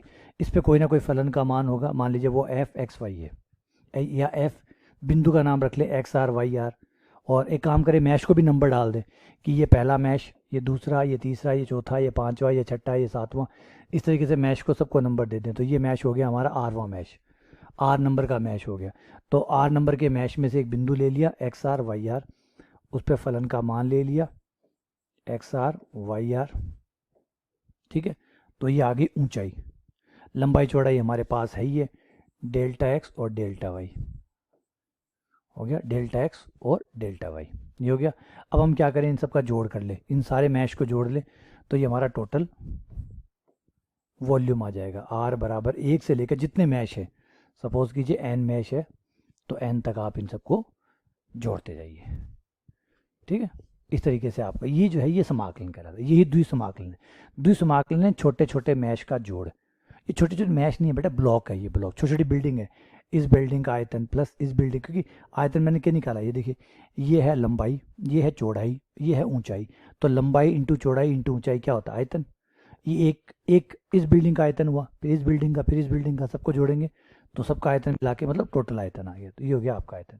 ये है आपका समाकलन। इस तरीके से आप समाकलन को परफॉर्म करते हैं। लेकिन इतने छोटे छोटे मैश हमारे लिए जोड़ना संभव नहीं है, क्योंकि मैश की संख्या अनंत तक जाएगी, अनंत तक जाएगी। ये जो मान है लग रहा है एन, एन को हम अनंत तक लेंगे। अब आप बोलेंगे सर अनंत तक क्यों ले रहे हो आप? अनंत तक इसलिए लेंगे क्योंकि ये एक मैश जो है ना ये बहुत बड़ा है, हम चाहते हैं बहुत बारीक मैश हो। क्योंकि ये देखो किनारे जो ना ये दिक्कत देंगे हमें। आप किनारे को देखिए, ये किनारा, क्या ये किनारा एक मैश है? तो जवाब है साहब नहीं है, ये मैश नहीं है, तो त्रिभुज है। तो अगर हम मैश के साइज बहुत छोटे बहुत छोटे बहुत छोटे बनाएंगे ना, तो किनारों पे भी हमें प्राप्त हो जाएंगे, किनारों पे भी हमें आयत प्राप्त हो जाएंगे। अगर मैश के साइज बहुत पतला बहुत पतला बहुत पतला बनाए तो, और बहुत पतला तब होगा जब एन का मान अनंत। तो अगर आप अनंत मैश बनाएंगे ना, तो किनारों पे भी आपको छोटे छोटे मैश ही मिलेंगे। उस वजह से आपका समाकलन, आपका आयतन जो होगा वो परफेक्ट आएगा। अब इतने अनंत जोड़ हम कर नहीं सकते, तो हमने फिर दूसरा इस्तेमाल किया, समाकलन। समाकलन में हम क्या करते हैं, हम एक बार सिर्फ एक दिशा में आगे बढ़ते हैं। समाकलन में हम एक बार सिर्फ एक मैश जो है उसमें y की दिशा में आगे बढ़ रहे हैं। y की दिशा में आगे बढ़ने का मकसद ये हुआ कि हम x का मान नियतांक है, ये देखिए, इसको पिंक वाले को देखिए, इसमें हम सिर्फ y की तरफ आगे बढ़ रहे हैं, y की तरफ आगे बढ़ रहे हैं, इसका मतलब x इस समय नियतांक है। तो ये हो गया आपका एफ एक्स वाई और dy हो गया, हो गया। समाकलन कर दीजिए y के सापेक्ष, तो आपको इस तरफ का ये जो जोड़ है, ये जोड़ आपको इस लिमिट के अंतर्गत जो भी लिमिट होगी उसमें आपको वो मिल जाएगा। सपोज कीजिए इसकी जो लिमिट थी वो y1 से लेकर y2 तक थी, तो y1 से लेकर y2 तक, y1 से लेकर y2 तक, फिर इस तरह का एक मैश ये रहा, एक मैश ये रहा। अब आप जैसे ही मैश इधर बनाएंगे आप एक्स की तरफ चलना शुरू हो गए, ये वाला मैश प्लस ये वाला मैश प्लस ये वाला मैश प्लस ये वाला मैश। अब आप इधर चल रहे हो तो आप किस की तरफ चलने लगे, एक्स की तरफ। तो फिर अगला इंटीग्रेशन कर दो आप एक्स की तरफ, जो भी एक्स की लिमिट है x1 से लेकर x2 तक, ये लीजिए। तो इस तरीके से सारे मैश का वॉल्यूम आपको मिल जाएगा जो कि द्विसमाकलन के बराबर होगा। तो ये वाला तरीका जो है दोनों एक ही चीज़ है, दोनों इक्वल है। पहले वाला तरीका जो है वो टफ है क्योंकि अनंत है, अनंत पदों को जोड़ना मुश्किल है। लेकिन हम क्या करते हैं, मैन जब फॉर्मूले बनाते हैं, आप रीमान समाकलन पढ़िएगा, वहाँ जाके आपको ये सारी बातें अच्छे से समझ में आएगी। रीमान समाकलन जो है वो आपको समझाता है कि समाकलन क्या होता है और वो कैसे काम करता है। रीमान समाकलन, जिसे रीमान इंटीग्रेशन कहते हैं, रीमान समाकलन, क्योंकि रीमान समाकलन आपको समझाता है कि एक्चुअली समाकलन होता क्या है। समाकलन जो है, जो निश्चित समाकलन होता है वो क्या करता है, तब आपको उससे आइडिया समझ में आएगा कि ये जो जोड़ है ये कैसे निकलता है, कैसे होता है, क्योंकि उसमें इस तरीके से ही निकाला जाता है। और फिर ये फॉर्मूले बन जाते हैं। उसके बाद में फिर हम फॉर्मूले, एक बार इससे फॉर्मूले बना लेते हैं, इससे फॉर्मूले बनाने के बाद फिर सीधा समाकलन करने लग जाते हैं, क्योंकि फिर टाइम क्यों ख़राब करें। तो ये काम इस तरीके से होता है। तो इस तरीके से ये काम करता है। पहले हम एक्स वाई की दिशा में चलते हैं और फिर एक जो है ये जो पूरा एक ले लिया, एक स्ट्रिप ले ली, फिर इस स्ट्रिप को ऐसे ऐसे जोड़ना शुरू कर देते हैं। पहले तो स्ट्रिप को वाई की तरफ ले जाते हैं, वाई की तरफ समाकलन कर लेते हैं, फिर इन सारी स्ट्रिप को एक्स के समानांतर जोड़ते चले जाते हैं, तो पूरा जो वॉल्यूम है वो हमें मिल जाता है। इस तरीके से आपका डबल समाकलन काम करता है। आ गया समझ? आ गया? ठीक। तो यहाँ पे याद रखना है आप लोगों को कि जब भी हम ये वाला समाकलन करते हैं, कार्तीय समाकलन बोलेंगे, कार्टेशियन डबल इंटीग्रेशन बोलेंगे, कार्टेशियन, क्योंकि एक्स वाई का इस्तेमाल हुआ ना, तो इसको कार्टेशियन कहा जाता है, कार्तीय कहा जाता है। कार्टेशियन डबल या double integration in Cartesian form, मतलब कार्तीय रूप में। अब एक कार्तीय रूप में क्या होता है, आप पहले वाई की तरफ चलते हैं और फिर वो जो स्ट्रिप बना लेते हैं, फिर उन स्ट्रिप्स को एक्स की ओर चलाते हैं। पहले एक स्ट्रिप निकाल ली, फिर उस स्ट्रिप को लेके आप इस तरीके से चलते हैं। तो ये इस तरीके से काम करता है। ये तरीका कार्टेशियन का। एक और होता है जिसे कहते हैं पोलर वाला थोड़ा अलग होता है, ध्रुवीय, पोलर फॉर्म, डबल इंटीग्रेशन की ध्रुवीय रूप, डबल इंटीग्रेशन का या द्विसमाकलन का ध्रुवीय रूप का पोलर फॉर्म या ध्रुवीय रूप, ये थोड़ा सा अलग काम करता है। अब आपका फलन जो है वो भी ध्रुवीय होना चाहिए। ध्रुवीय मतलब आर थीटा में, आपका फलन भी आर थीटा में होना चाहिए और उसका समाकलन भी आपका आर और थीटा के साथ ही होगा। तो मान लीजिए ये आपका फलन है एफ, जो कि इस बार ध्रुवीय रूप में है, मतलब आर और थीटा के रूप में है। तो इस रूप में होगा तो चीज़ें वही है, नहीं, डबल समाकलन आपका वैसे ही रहेगा, 1 2, ठीक है। यहाँ आ जाएगा आपका एफ आर थीटा और यहाँ आएगा आपका are D theta D are, और फिर जिस एरिया पे आप, जिस डोमेन पे या प्रांत पे आप समाकलन कर रहे हैं वो ए आ जाएगा। तो इस तरीके से उसका समाकलन होगा। पोलर में ऐसे होगा और उसमें ऐसे होगा, ठीक है। और इसका थोड़ा सा इतना भी ध्यान रखिएगा, यहाँ जो मेंबर है वहाँ तो ये था कि हम वाई के समानांतर पहले चढ़ते हैं, पहले वाई के समानांतर चलते हैं, फिर एक्स की तरफ चलते हैं। यहाँ पे भी कुछ पोलर वाला थोड़ा सा अलग रहता है। पोलर वाले में ये रहता है कि पहले आप आर की तरफ चलते हैं, पूरे को है ना, पूरा जो भी आपका एरिया होता है उसको आप जो है वो यहाँ से देखते हो, यहाँ से इस तरीके से। मान लीजिए ये आपका कर्व है, ये कर्व है, तो आप इस कर्व को जो है ना वो इस तरीके से डिवाइड करते हैं, ठीक है। फिर आप कोण से कोण चलाते हैं, किस कोण से किस कोण तक है, ये आपके आर के मान है, यहाँ से लेकर यहाँ तक, यहाँ से लेकर यहाँ तक, यहाँ से लेकर यहाँ तक, ये आपके आर के मान है। तो पहले आर के साथ समाकलन चलता है, फिर आपने किस कोण से शुरू किया, मान लीजिए वो θ1 है, और फिर वहाँ से आप किस कोण पे ख़त्म कर रहे हैं, θ2 है, तो ये लास्ट θ1 से θ2 तक समाकलन हो जाता है। और ये जो एरिया है ये वाला, इस पे आपको आयतन मिल जाता है। तरीका वैसा का वैसा निकालने का जो मैथ बने वो अलग अलग है। अब आप किसी भी एक लाइन को लेंगे, हर लाइन जो है आप देख सकते हैं, किसी भी लाइन को जब लेंगे, जैसे ये लाइन है, तो ये लाइन पहले यहाँ काट रही है, फिर यहाँ काट रही है, पहले यहाँ काट रही है, फिर यहाँ काट रही है। तो देखिए ये हो गया R1 और ये हो गया आपका R2, R1 से लेकर R2 तक। कोण सेम है, देखिए कोण सेम है, कोण चेंज नहीं हुआ। और उसमें भी यही करते थे, उसमें वाई को पहले वाई चेंज कर रहे हैं, एक्स को रोक लेते थे, याद है, पहले वाई चेंज करते थे, एक्स को रोक लेते थे। यहाँ पे आर चेंज कर रहे हैं, थीटा को एक बार रोक लिया। फिर दूसरी वाली लाइन पे आए, दूसरी वाली लाइन पे तो कोण चेंज हो गया, पहले एक बार ये करके फिर कोण को चेंज करते हैं, पहले आर को चलाते हैं, थीटा को रोक लेते हैं, और फिर थीटा को चलाते हैं, और इस तरीके से हमारा समाकलन पूरा होता है। तो घबराने की जरूरत नहीं है कि ये कोई स्ट्रेसफुल नहीं है, समाकलन करना सीखना है आपको कि कैसे होता है, ये तो थ्योरी है। ज़्यादा इंटरेस्ट ना भी लगे तो कोई दिक्कत नहीं है, एक और थ्योरी लेक्चर करूँगा, उसमें दोबारा देखिएगा, फिर से शायद और से कोई कमी रहेगी तो वहाँ आपको समझ में आ जाएगी। चीज़ें थोड़ा परेशान करेगी, बिल्कुल परेशान करेगी, क्योंकि इनको यहाँ सोचना पड़ता है कि क्या हो रहा है। और इसके लिए भी आपको दो तीन चीज़ें पहले से पढ़नी पड़ेगी। ध्रुवीय वक्र जो है उनको पढ़िए पहले तो। ध्रुवीय वक्र जो है ना, इसको पढ़ने से पहले आपको कुछ चीज़ें पहले से आनी चाहिए, और वो नहीं पढ़ी हुई है, तो जब वो चीज़ें पढ़ेंगे ना आप, तो ये चीज़ आपको समझ में आ जाएगी। ध्रुवीय वक्र, ध्रुवीय वक्रों का क्षेत्रफल, ये जो दो चीज़ें ना, ये आपको पहले प्री में पढ़नी पड़ेगी। अगर ये चीज़ आपने पढ़ी हुई है तो आपको ये चीज़ अभी समझ में आ गई होगी, और नहीं पढ़ी हुई है तो जब आप ये पढ़ेंगे तो आपको ये कर्व डिज़ाइन है ये समझ में आ जाएगा। तो फिलहाल टेंशन मत लीजिएगा। क्लियर हो गया? ये है आपका डबल इंटीग्रेशन का दो रूप, कार्तीय और ध्रुवीय। कई बार कार्तीय आसान होता है, कई बार ध्रुवीय आसान होता है, और हम एक रूप को दूसरे रूप में आराम से बदल सकते हैं। एक रूप को दूसरे रूप में बदला जा सकता है, रिपीट कर रहा हूँ, एक रूप को दूसरे रूप में बदला जा सकता है। चलिए कुछ सवालों की प्रैक्टिस कर लेते हैं, जिससे सारी राम कहानी जो पढ़ी है ये समझ में भी आ जाए। ये ध्रुवीय से स्टार्ट कर लेते हैं। ये ध्रुवीय रहा, are D theta D are का मान ज्ञात कीजिए, जिसका समाकलन करिए। तो समाकलन में पहला आपको करना है आर के साथ, है ना। और यहाँ लिमिट भी आप देख सकते हैं, बिल्कुल कंफर्म करिए कि बिल्कुल आर के साथ ही है, 0 से लेकर ए साइन थीटा। और याद रखिएगा, अगर इनमें कोई कन्फ्यूज़न हो तो लिमिट को ही प्राथमिकता देनी है आपको, लिमिट को ही प्राथमिकता देनी है। जिसकी लिमिट, आर की लिमिट पहले है तो आर के साथ पहले करिएगा, और थीटा की लिमिट बाद में तो थीटा के साथ बाद में करिएगा। तो जिसकी लिमिट पहले हो उसका समाकलन पहले करिएगा, उधर वाले को ज़्यादा ध्यान मत दीजिएगा, वरना तो उधर से चलना शुरू कर ही सकते हैं आप, कोई दिक्कत नहीं है। लेकिन दोनों में कन्फ्यूज़न हो जाए तो इसकी प्राथमिकता, इसकी बात पहले मानी जाएगी, ठीक है ना। तो आ जाओ, पहले आर का समाकलन कर देते हैं। तो ये हो गया R square by two, R square by two, और आर की लिमिट है आपकी 0 से लेकर ए साइन थीटा, और एक समाकलन और वेट कर रहा है 0 से लेकर पाई तक।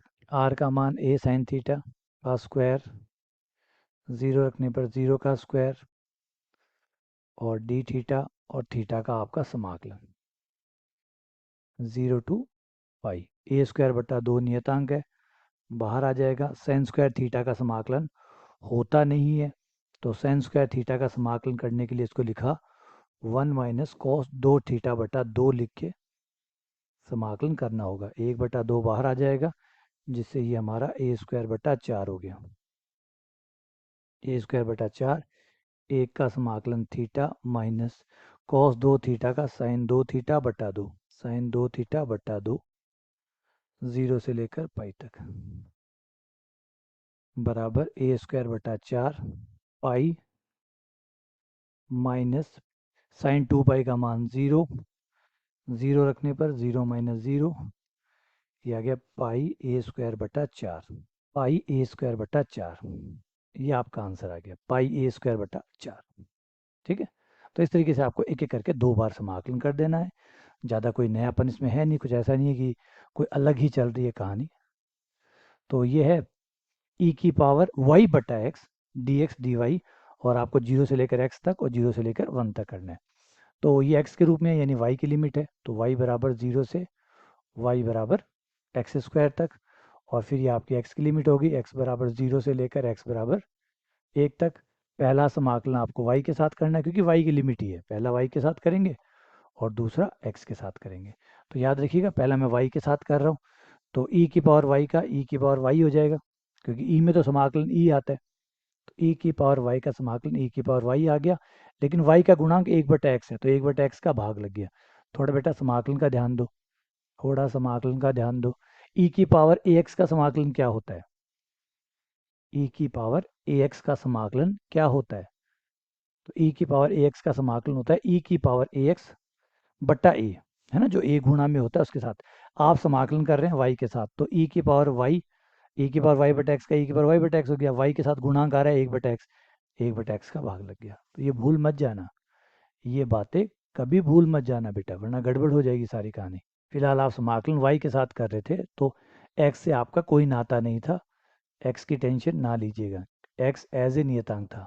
ठीक है, अब अपर लिमिट लोअर लिमिट निपटाइए। पलट के x ऊपर आ गया और x को बाहर ही निकाल दो, क्योंकि x का क्या रोल है, लिमिट तो y की है। y की जगह एक बार एक्स स्क्वायर रखेंगे तो एक्स स्क्वायर कट गया, x आ गया, माइनस 0 रखेंगे e की पावर 0 1 हो जाएगा, ये 1 हो गया, और ये आपका dx आ गया। अब आपको x के साथ करना है तो आप खंड से लगा दो, integration by parts, integration by parts, integration by parts, खंड से समाकलन, टुकड़ों में समाकलन। एक को u मानते हैं, एक को v मानते हैं, यानी एक को हमें डिफ्रेंशिएशन में रखना है, मतलब अवकलन में रखना है, और एक को समाकलन में रखना है। पूरे को v मान लिया, उसको u मान लिया, तो v बाहर x बाहर रहेगा, इसका खंड से समाकलन होगा तो e की पावर x, e की पावर x, x का 1, और फिर आपकी अपर लिमिट और लोअर लिमिट 0 और 1, माइनस, फिर उसके बाद में खंड से का दूसरा पार्ट u का अवकलन जो कि 1 हो जाएगा, इसका समाकलन e की पावर x का e की पावर x, 1 का x हो जाएगा, और दोबारा होगा तब e की पावर x का e की पावर x, और x का हो जाएगा एक्स स्क्वायर बटा 2, और लिमिट 0 से लेकर 1 तक। ठीक है, चलो पहले 1 रख दो, 1 रखने पर आपके पास आ जाएगा 1 e माइनस 1, और 0 रखने पर 0, 1 रखने पर e माइनस 1 बटा 2, 0 रखने पर 1 माइनस 0, ये आपके पास सॉल्व करने पर आ गया यहाँ पे e minus 1 minus e minus 1 बटा 2 माइनस 1, ई से ई कट गया, और ये माइनस 5 बटा 2 हो गया। अच्छा, ब्रैकेट खुलेगा तो ये माइनस माइनस प्लस हो जाएगा, 1 से 1 कट गया, और ये माइनस का 1 बटा 2 आ गया, तो आंसर आ गया आपका माइनस का 1 बटा 2। ठीक है, इस तरीके से आपका ये खंडचा होगा। अगला क्वेश्चन, हाँ इसमें क्वेश्चन नंबर ध्यान रखिएगा थोड़ा सा, कि क्वेश्चन नंबर 2 नहीं है, आप सोचे क्वेश्चन नंबर 2 जो है वो आगे जाके आपको आगे करवाऊंगा मैं, क्योंकि अभी जितनी थ्योरी पढ़ाई है उसके हिसाब से सवाल था, तो क्वेश्चन नंबर 2 जो है वो आगे आएगा आपका।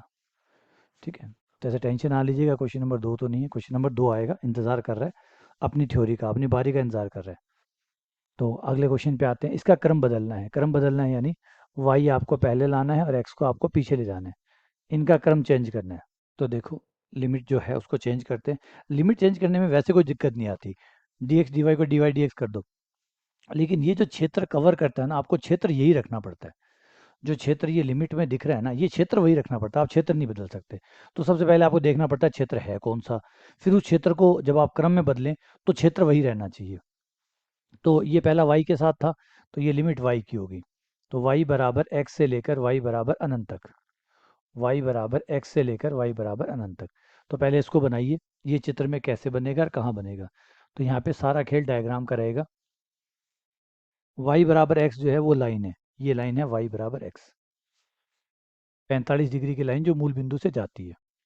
ठीक है, y बराबर x वाली लाइन से शुरू करके अनंत तक जाना है, किसकी तरफ जाना है, y की तरफ जाना है, तो अनंत तक जाना है मतलब चलते जाना है, अनंत तक जाने का मतलब, तो क्योंकि अनंत तो कहाँ आएगा, अनंत तो अनंत पे ही आएगा, तो इस y बराबर x वाली लाइन से शुरू करके आपको अनंत तक चले जाना है, अनंत तक मतलब एक सी यात्रा पे चले जाना है जो कभी खत्म नहीं होगी, तो चलते गए चलते गए। अब ये तो हो गए y की तरफ, यहाँ से लेकर यहाँ तक चलना है, x की ओर कितना चलना है, ये जो लाइनें आप बना रहे हैं ये लाइनें क्या अनंत तक बनाते रहना है, कब तक बनाना है, तो इसके लिए x की लिमिट बताएगी कि भैया y की तरफ तो पता चल गया कि यहाँ से शुरू करके, ये y का बता रहा है कि ये एक लाइन बनाई, ये देखो ध्यान से सुनिए, ये ऐसे बता रहा है कि y बराबर x से लेकर, ये y बराबर x की लाइन है, y बराबर x से उठाना है एक लाइन को, और कहाँ तक ले जाना है, अनंत तक ले जाना है, ये हो गया। अब ये जो लाइनें हैं, ये लाइनें भी कहाँ कहाँ तक बनानी है, एक्स पे कहाँ तक बनानी है, मतलब एक्स में इस लाइन को कहाँ से शुरू करना है और कहाँ तक बनाते हुए चले जाना है, ये एक्स वाला और बताएगा। तो एक्स वाला बता रहा है कि भाई 0 से शुरू करो, 0 से लेकर अनंत तक लेते जाओ, 0 से लेकर अनंत तक, तो एक्स बराबर 0 ये हो गया, और अनंत तक मतलब लाइनों को बनाते जाओ, ये है एक्स बराबर 0 की लाइन, और एक्स बराबर अनंत की, अनंत पे आएगी, तो मतलब इस तरफ बनाते जाओ बनाते जाओ बनाते जाओ और बनाते जाओ, और फिर जगह मिले तो और बना दो, बनाते जाओ बनाते जाओ बनाते जाओ, मत रुको, चलते जाओ। ये हो गया हमारा एरिया, इस एरिया के ऊपर हमें समाकलन करना है, तो इसको चेंज करेंगे, तो अभी तो हम पहले y की तरफ जा रहे थे फिर x की तरफ जा रहे थे, अब हम x की तरफ पहले चलेंगे y की तरफ बाद में जाएंगे, तो x की तरफ पहले चलेंगे तो यहाँ से शुरू करेंगे और यहाँ पे ख़त्म होंगे, है ना। यहाँ से शुरू करेंगे, यहाँ ख़त्म होंगे, यहाँ से शुरू करेंगे, अब x की ओर जा रहे हैं, इस पे x का मान 0 हो गया क्योंकि y x का मान 0 होता है, और यहाँ पे x का मान y हो गया क्योंकि y बराबर x है तो x बराबर y है। तो यहाँ x का मान हुआ 0, यहाँ x का मान हुआ y। तो x बराबर 0 से लेकर y तक, तो आपकी लिमिट चेंज होगी, लिमिट बन गई x बराबर 0 से लेकर x बराबर y तक, ठीक है। और आपका फलन जो है वो तो वही रहेगा, फलन नहीं चेंज होता। क्रम dx dy है, dy dx हो जाता है, वो चेंज हो जाता है। फिर आपकी आती है लिमिट, ये तो हो गई x की, अब y की। तो y की ओर कहाँ तक जाना है, ये तो लाइनें बन जाएगी, है ना। ये लाइनें बन गई x की ओर, लेकिन ये लाइनें y की ओर कहाँ तक बनेगी, तो y की ओर 0 से शुरू होकर, y बराबर 0 से शुरू होकर कहाँ तक जानी है, अनंत तक जानी है। तो y बराबर 0 से लेकर, ये आपका चेंज हो गया। तो देखो कौन सा है, x बराबर 0 से x बराबर y तक, 0 से लेकर अनंत तक, dy dx, तो आपका ए ऑप्शन सही हो गया, ये ऑप्शन आ गया। इस तरीके से आपको क्रम बदलना, थोड़ा सा कॉम्प्लिकेटेड पार्ट होता है ये, लेकिन प्रैक्टिस करेंगे आप तो इसको समझ जाएंगे, ठीक है। अगला क्वेश्चन आते हैं, ये है कार्डो, ये क्वेश्चन कुछ ऐसा भी होता है द्वि का।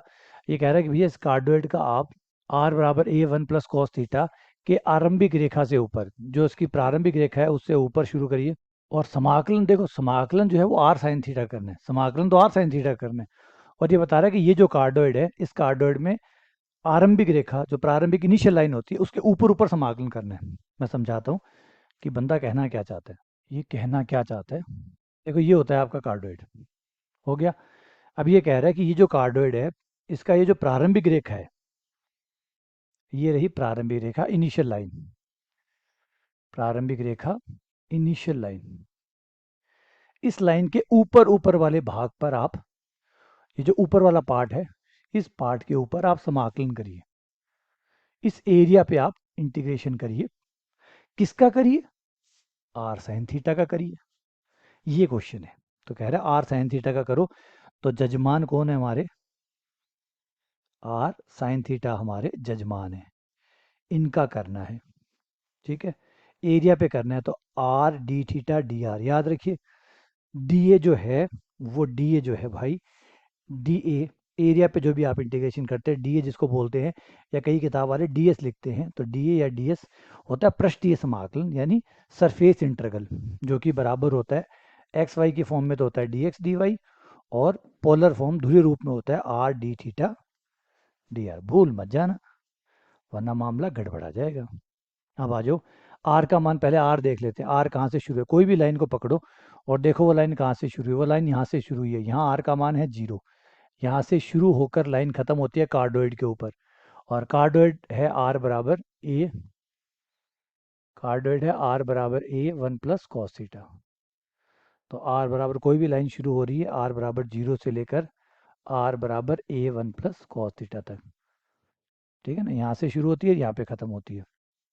उसके बाद में थीटा, ये सारी लाइनें जो है, ये जो बने जा रही है, बने जा रही है, बने जा रही है, ये किस कोण से घूमना शुरू हुई है, प्रारंभिक कोण क्या है, तो प्रारंभिक कोण भाई 0 डिग्री, 0 डिग्री से ये घूमी, फिर और घूमी, फिर और घूमी, फिर और घूमी, फिर और घूमी, और फिर और घूमी, और फिर और घूमी, और उसके बाद और घूमी, और उसके बाद घूमते घूमते कहाँ तक पहुँच गई, 180 डिग्री तक पहुँच गई, यानी थीटा 0 to 180, ठीक है ना। ये इंटीग्रेशन है, कर दो, आंसर प्राप्त कर लो और आनंद करो।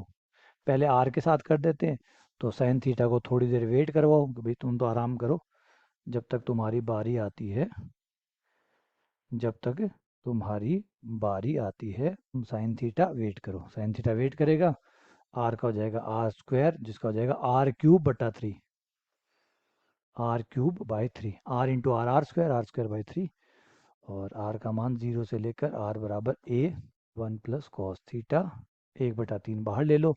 ये लिमिट जब आप रखोगे तो ए क्यूब भी आ जाएगा, ए क्यूब बटा 3 ही बाहर ले लो ना सीधा, तो ए क्यूब बटा 3 बाहर, 0 से लेकर पाई तक, sine theta one plus cos theta, sine theta one plus cos theta की पावर 3 एंड डी थीटा, ठीक है, सही है। 1 प्लस कॉस थीटा बराबर होता है 2 को स्क्वायर थीटा बाई 2। इनके अर्धकों के जो फॉर्मूले होते हैं हाफ एंगल वाले, वो यूज़ करिए, क्योंकि उससे इसका समाकलन हो जाएगा। उससे इसका समाकलन हो जाएगा। साइन थीटा का हाफ होता है 2 sin θ/2 cos θ/2, 2 sin θ/2 and cos θ/2। और इसका हो जाएगा 2 cos square, 2 cos square 1 + cos θ का हो जाता है 2 cos स्क्वायर θ/2। 2 पे 3 पावर आएगी तो वो बन जाएगा 8, और cos स्क्वायर पे आएगा वो बन जाएगा 6। cos की टोटल पावर होगी 7। जगह नहीं बच रही है, लेकिन सवाल और जगह है, और जगह की डिमांड करे जा रहे हैं। करो करो करो, डिमांड तुम्हारी पूरी की जाएगी। cos की पावर 7 θ/2, 6 और 1 7, cos θ/2 को t मान लीजिए। ये आ जाएगा -sin θ/2, θ/2 का 1/2 dθ बराबर dt। माइनस का 2 उधर चला जाएगा, sin θ/2 dθ बराबर -2 dt। ये -2 dt आ गया, और -2 बाहर आ जाएगा तो ये -16, -16 a³/3 हो जाएगा। जगह ढूंढ रहे हैं, यहाँ से वहाँ, वहाँ से वहाँ, है ना। ये आप रखोगे यहाँ पे -2 dt, 2 बाहर आ जाएगा, -16 a³/3 आ जाएगा। cos ये हो जाएगा t⁻7, 0 से लेकर 1 तक लिमिट चेंज होगी। t⁻7 और dt, t⁻7 और dt, देखो एक बार चेक करो, t⁻7 और dt। बोले हाँ जी सर बिल्कुल सही, t⁻7 और dt आ जाएगा। और इसका समाकलन हमारा हो जाएगा। और लिमिट, हाँ थोड़ा सा ठीक कर लेते हैं, लिमिट में गड़बड़ हुई है भैया। लिमिट में cos को माना था तो 0 पे 1 आता है, और π/2 पे 0 आता है, तो 1 से 0 होगा, 0 से 1 नहीं होगा भाई। 16 a³/3 ये हो गया हमारा t⁻8/8, और लिमिट 1 से लेकर 0 तक। अब तो निपटा देंगे, यहीं पे निपटा देंगे इसको। 0 रखने पे तो 0 आ जाएगा, 1/8 बाहर, 0 पे 0, 1 पर 1, माइनस माइनस प्लस, 16 दूनी 2 की पावर 3, 2 a⁻3/3। ये आपका आंसर आ गया। ये लंबा था लेकिन अच्छा था। ठीक है, तो ऐसे भी सवाल पूछे जाते हैं, पेपर वाले सवाल ही डाल रहा हूँ मैं। जो भी सवाल है ये परीक्षाओं में पूछे गए हैं, वही सवाल मैंने डाले हैं। ठीक है, नेक्स्ट क्वेश्चन, अगला क्वेश्चन, क्या क्रम बदलने का है, तो एक और आ गया फिर। ठीक है, कह रहा है क्रम बदलो, बदलते हैं भैया। क्रम बदलने के लिए कह रहा है, बदलते हैं। dy को dx dy बनाना है, मतलब क्रम को बदलना है। ठीक है, पहले तो ये गलत लिखा हुआ है, क्या क्रम बदले। तो पहला जो है वो ये y के रूप में लिखा हुआ है लिमिट, तो पहले से ये ऑलरेडी गलत है, ये dx dy है भैया, पहले से dx dy है, बंदे ने गलत लिखा है। तो dx dy है, या टाइपिंग में गलती हुई है ये, है ना, गलती है कहीं ना कहीं, तो मिस प्रिंट है, ठीक कर लीजिए, dx dy हो गया। तो y की तरफ पहले और x की तरफ बाद में। तो पहले y वाला देखिए ये है क्या। ये तो है आपकी लाइन y बराबर x, और दूसरी है आपका y बराबर √2 - x², जो कि दर्शाता है कि ये एक वृत्त है, ये एक वृत्त है, और वृत्त का भी आधा हिस्सा है जो कि ऊपर वाला वृत्त है। क्योंकि मैं अगर इसको वर्क करके खोलूं तो आपको दिख जाएगा वृत्त का समीकरण। ये देखो, ये हो गया x² + y², और 2 को आप √2 का स्क्वायर लिख लोगे तो आपको त्रिज्या भी दिख जाएगी, कि त्रिज्या √2 है, केंद्र है 0 0, त्रिज्या है √2, और y बराबर x।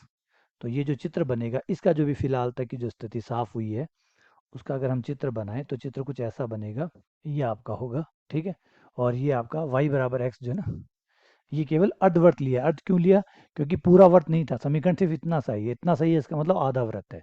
y √2 - x² का, y प्लस का है, ये अंडर रूट आया हुआ, ये प्लस का है, तो प्लस का है इसका मतलब आधा वर्त है, माइनस का होता मतलब नीचे वाला और होता। तो खाली प्लस है, इसका मतलब खाली ऊपर ऊपर वाला है, नीचे वाला नहीं है। उसके बाद में लाइन खींची गई है y बराबर x, ये रही आपकी लाइन y बराबर x। अब इसमें ये क्या कह रहा है कि y बराबर x वाली लाइन से लेकर वृत्त तक, ये वाली लाइन से शुरू करना है और वृत्त तक जाना है।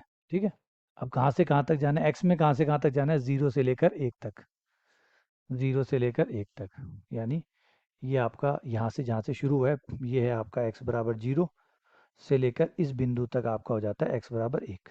इस एरिया की बात हो रही है। ठीक है, अब इस एरिया को हमें क्रम बदल के लिखना है। अभी तो हम y की तरफ जा रहे थे, अब हम x की ओर जाएंगे। x की ओर जाएंगे तो हमें यहाँ से शुरू करना पड़ेगा, यहाँ से शुरू करके यहाँ तक जाएंगे। यहाँ पे ये वाई एक्स है, वाई एक्स पे x का मान 0 होता है, y पे जो है x का मान 0 होता है, x का मान 0, और x का मान, हम इस लाइन तक जा रहे हैं, इस लाइन तक हम जा रहे हैं, तो ये लाइन यहाँ से लेकर यहाँ तक हो गई, और यहाँ तक तो हम इस लाइन पे चलेंगे, तो x बराबर 0 से लेकर x बराबर y तक, x बराबर 0 से लेकर x बराबर y तक, और y की ओर कितना चले वो भी बता दो भैया। इस बिंदु के लिए x का निर्देशांक अगर 1 है तो y का मान भी निकालें तो y का मान भी 1 आएगा। आप यहाँ x का मान रखिए, x का मान 1 रखें तो y का मान भी 1 आएगा, यानी इस बिंदु तक y का मान 1 है, इस बिंदु का निर्देशांक है 1 1। तो y पे हम कितना चले, 0 से लेकर 1 तक, y पर हम कितना चले, 0 से लेकर 1 तक, ये रहा 0 से लेकर y बराबर 0 से शुरू हुए और यहाँ तक हम चले हैं, तो ये है y बराबर 1, y बराबर 0 से लेकर, और ये आपका फलन एफ एक्स वाई। लेकिन याद रखिए पूरा हुआ नहीं है अभी, अभी पूरा नहीं हुआ है, और इसका क्रम बदल के हमारा हो गया D Y D X plus, रुको रुको रुको रुको रुको रुको रुको रुको रुको रुको, अभी एक भाग और है, समाकलन करना बाकी है मेरे दोस्तों। ये रहा, फिर इस लाइन से देखो वृत्त के ऊपर चल रही है, अब लाइनें वृत्त के ऊपर चल रही है, अब आपको वृत्त के ऊपर चलना होगा, यानी यहाँ से इस वाली लाइन से, यानी x बराबर 0 से वृत्त के ऊपर, वृत्त से x का मान निकाल लो, वृत्त से x का मान आएगा √2 माइनस वाई स्क्वायर, तो प्लस एक और x बराबर 0 से लेकर x बराबर √2 माइनस वाई स्क्वायर, और y का मान कितना, y का मान इतना इतना, y का मान y बराबर 1 से लेकर यहाँ तक, ये त्रिज्या के बराबर हो गया, त्रिज्या के बराबर, त्रिज्या √2 है, तो y बराबर √2 तक, तो y बराबर 1 से लेकर √2 तक। अब कहोगे सर एक समाकलन के दो समाकलन कैसे हो गए, तो बेटा होंगे, बिल्कुल होंगे, बिल्कुल होंगे, वो डिपेंड करता है कि एरिया, देखो पिछली बार क्या दिक्कत थी, पिछले कोई दिक्कत नहीं थी, जब आप वाई की तरफ पहले जा रहे थे ना, तो देखो कहीं भी ग्राफ चेंज नहीं हो रहा था, इस लाइन से शुरू होता था और जाके पिंक पे शुरू होकर येलो पे खत्म हो रहा था, हर बार, हर बार पिंक से शुरू हो रहा था, येलो पे खत्म हो रहा था, कोई झंझट नहीं था बीच में। लेकिन इस केस में क्या हो रहा है, इस केस में आपकी खींचती हुई जो लाइनें ना उनको देखो, जो लाइनें खींच रही है ना बेटा उनको देखो, लाइनें यहाँ से खींच रही है, शुरू होती है, ये देखो इस पिंक पे खत्म हो रही है, पिंक पे खत्म हो रही है, पिंक पे खत्म हो रही है, पिंक पे खत्म हो रही है, पिंक पे पिंक पे पिंक पे, यहाँ तक पिंक पे खत्म हो रही है। लेकिन इसके बाद में क्या होता है, इसके बाद में हर लाइन जाके वृत्त पे खत्म होती है, इसका मतलब यहाँ तक का एक समाकलन बनेगा और इसके ऊपर वाले का अलग बनेगा, फिर दोनों जुड़ेंगे। तो ये होता है, कई बार क्रम बदलने से हमें फायदा भी होता है, अगर सवाल ऐसा होता तो क्रम बदल के ये दो का एक बन जाता है ना, तो कई बार क्रम बदलने से फायदा होता है, कई बार नुकसान भी होता है। क्लियर है। तो इस सवाल का ऑप्शन मैंने नहीं लिखा इसलिए क्योंकि बहुत बड़ा था, और अगर ये पहले वाला हो गया तो काम ठीक है। क्या पहले वाला हो गया, नहीं पहले वाला नहीं हुआ, तो ऐसे और भी ऑप्शन थे जो मैंने नहीं लिखे। अगले क्वेश्चन पे आ जाइए। तो कई बार क्रम बदलना आपकी मजबूरी भी होता है, कई बार क्रम बदलना आपकी मजबूरी भी होता है। इस क्वेश्चन को देखिए, इस क्वेश्चन का समाकलन पहले वाई के साथ करना है, करके दिखाओ, वाई के साथ करना पड़ता है, पहले वाई के साथ का करो, कैसे करोगे, ई की पावर माइनस वाई बटा वाई है, कैसे होगा, जवाब है कैसे ही नहीं होगा। तो कई बार क्रम बदलना आपकी मजबूरी होता है, क्रम बदलना मजबूरी भी होता है। अब इसमें क्रम बदलना अनिवार्य है, बिना क्रम बदले आप इसका समाकलन नहीं कर पाएंगे। तो ऐसा नहीं है कि हर बार क्रम बदलना सिर्फ चॉइस है, कई बार ये नेसेसिटी भी है, अनिवार्यता भी है, अगर आपने क्रम नहीं बदला तो आप नहीं कर पाएंगे। करके देख लो, रुक जाता हूँ मैं, आप वीडियो पॉज कर लो, आराम से सोच लो और वाई के साथ करके बता दो कैसे होगा, वाई के साथ बेटा करके बता दो कैसे होगा, बोला सर नहीं होगा, बस ठीक है, और होता है तो रोक लो वीडियो को, आराम से देख लो, मेरे पे विश्वास मत करो, खुद की अक्ल लड़ाओ। तो लिमिट है आपकी y बराबर x से लेकर y बराबर अनंत तक, और x बराबर 0 से लेकर x बराबर अनंत तक। अब हम इसके क्रम बदलते हैं, देखिए क्रम बदलने से क्या होगा, बिना क्रम बदले कर सकते हो तो करके दिखा दो, और नहीं तो जो मैं क्रम बदल के दिखा रहा हूँ वो देखिए। तो y बराबर x, तो ये रहा आपका y बराबर x, बार बार y बराबर x का जिक्र बहुत हो रहा है आज, y बराबर x से लेकर y बराबर अनंत तक, अनंत तो अनंत पर ही मिलेगा, तो हर लाइन जो है वो इस पे से शुरू होगी और अनंत तक इससे शुरू होके, अभी x की ओर भी कितनी चलनी है वो भी कंफर्म कर लो, एक्स एक्स पे कहाँ तक चलनी है, तो एक्स एक्स पे 0 से लेकर अनंत तक चलनी है, मतलब चलाते जाओ, चलाते जाओ, जितना है दम बाजुओं में चलाते जाओ, क्योंकि x अनंत तक छूट दे रहा है, चलाते जाओ। हो गया। अब क्रम बदल लें, आ जाओ अब क्रम बदल लेते हैं, क्रम बदलते अपने यहाँ से शुरू करेंगे और यहाँ पे ख़त्म होगा, सही है, हर लाइन यहाँ से शुरू होगी और इस पिंक लाइन पे ख़त्म होगी, इस लाइन पे x का मान 0 है और इस लाइन पे x का मान y है, x बराबर 0 से x बराबर 0 से x बराबर पाई तक, और फिर y से y का मान 0 से अनंत तक, और फिर आपका e की पावर माइनस वाई बट्टा वाई, और फिर क्रम बदल ही जाएगा। तो dy पहले आ जाएगा, dx बाद में। हो गया। अब करो समाकलन, देखो अब समाकलन होता है या नहीं होता। अब करके देखो समाकलन होता है या नहीं होता। पहले आप x के साथ समाकलन कर रहे हैं, ये सब कुछ तो y में है। y का कैसा समाकलन, जब आप समाकलन x के साथ कर रहे हैं तो खाली x के साथ समाकलन होगा ना, खाली x के साथ होगा, तो e की पावर माइनस वाई बटा वाई बाहर आ जाएगा, और dx का समाकलन हो गया x, dx का हो गया x, और आपकी लिमिट लग जाएगी, लिमिट है आपकी 0 से लेके वाई के साथ करेंगे। कट गया, देखो आराम से कट रहा है, और अब ऐसा लग रहा है जैसे समाकलन तो एकदम ऐसे मक्खन की तरह हो रहा है। e की पावर माइनस वाई का समाकलन e की पावर माइनस वाई बटा माइनस वन हो रहा है। और ये कमाल किस वजह से, क्रम बदलने की वजह से ये चमत्कार हुआ है। e की पावर माइनस अनंत माइनस e की पावर माइनस जीरो, e की पावर जीरो चाहे माइनस की हो चाहे प्लस की हो, उसका मान तो एक ही होगा।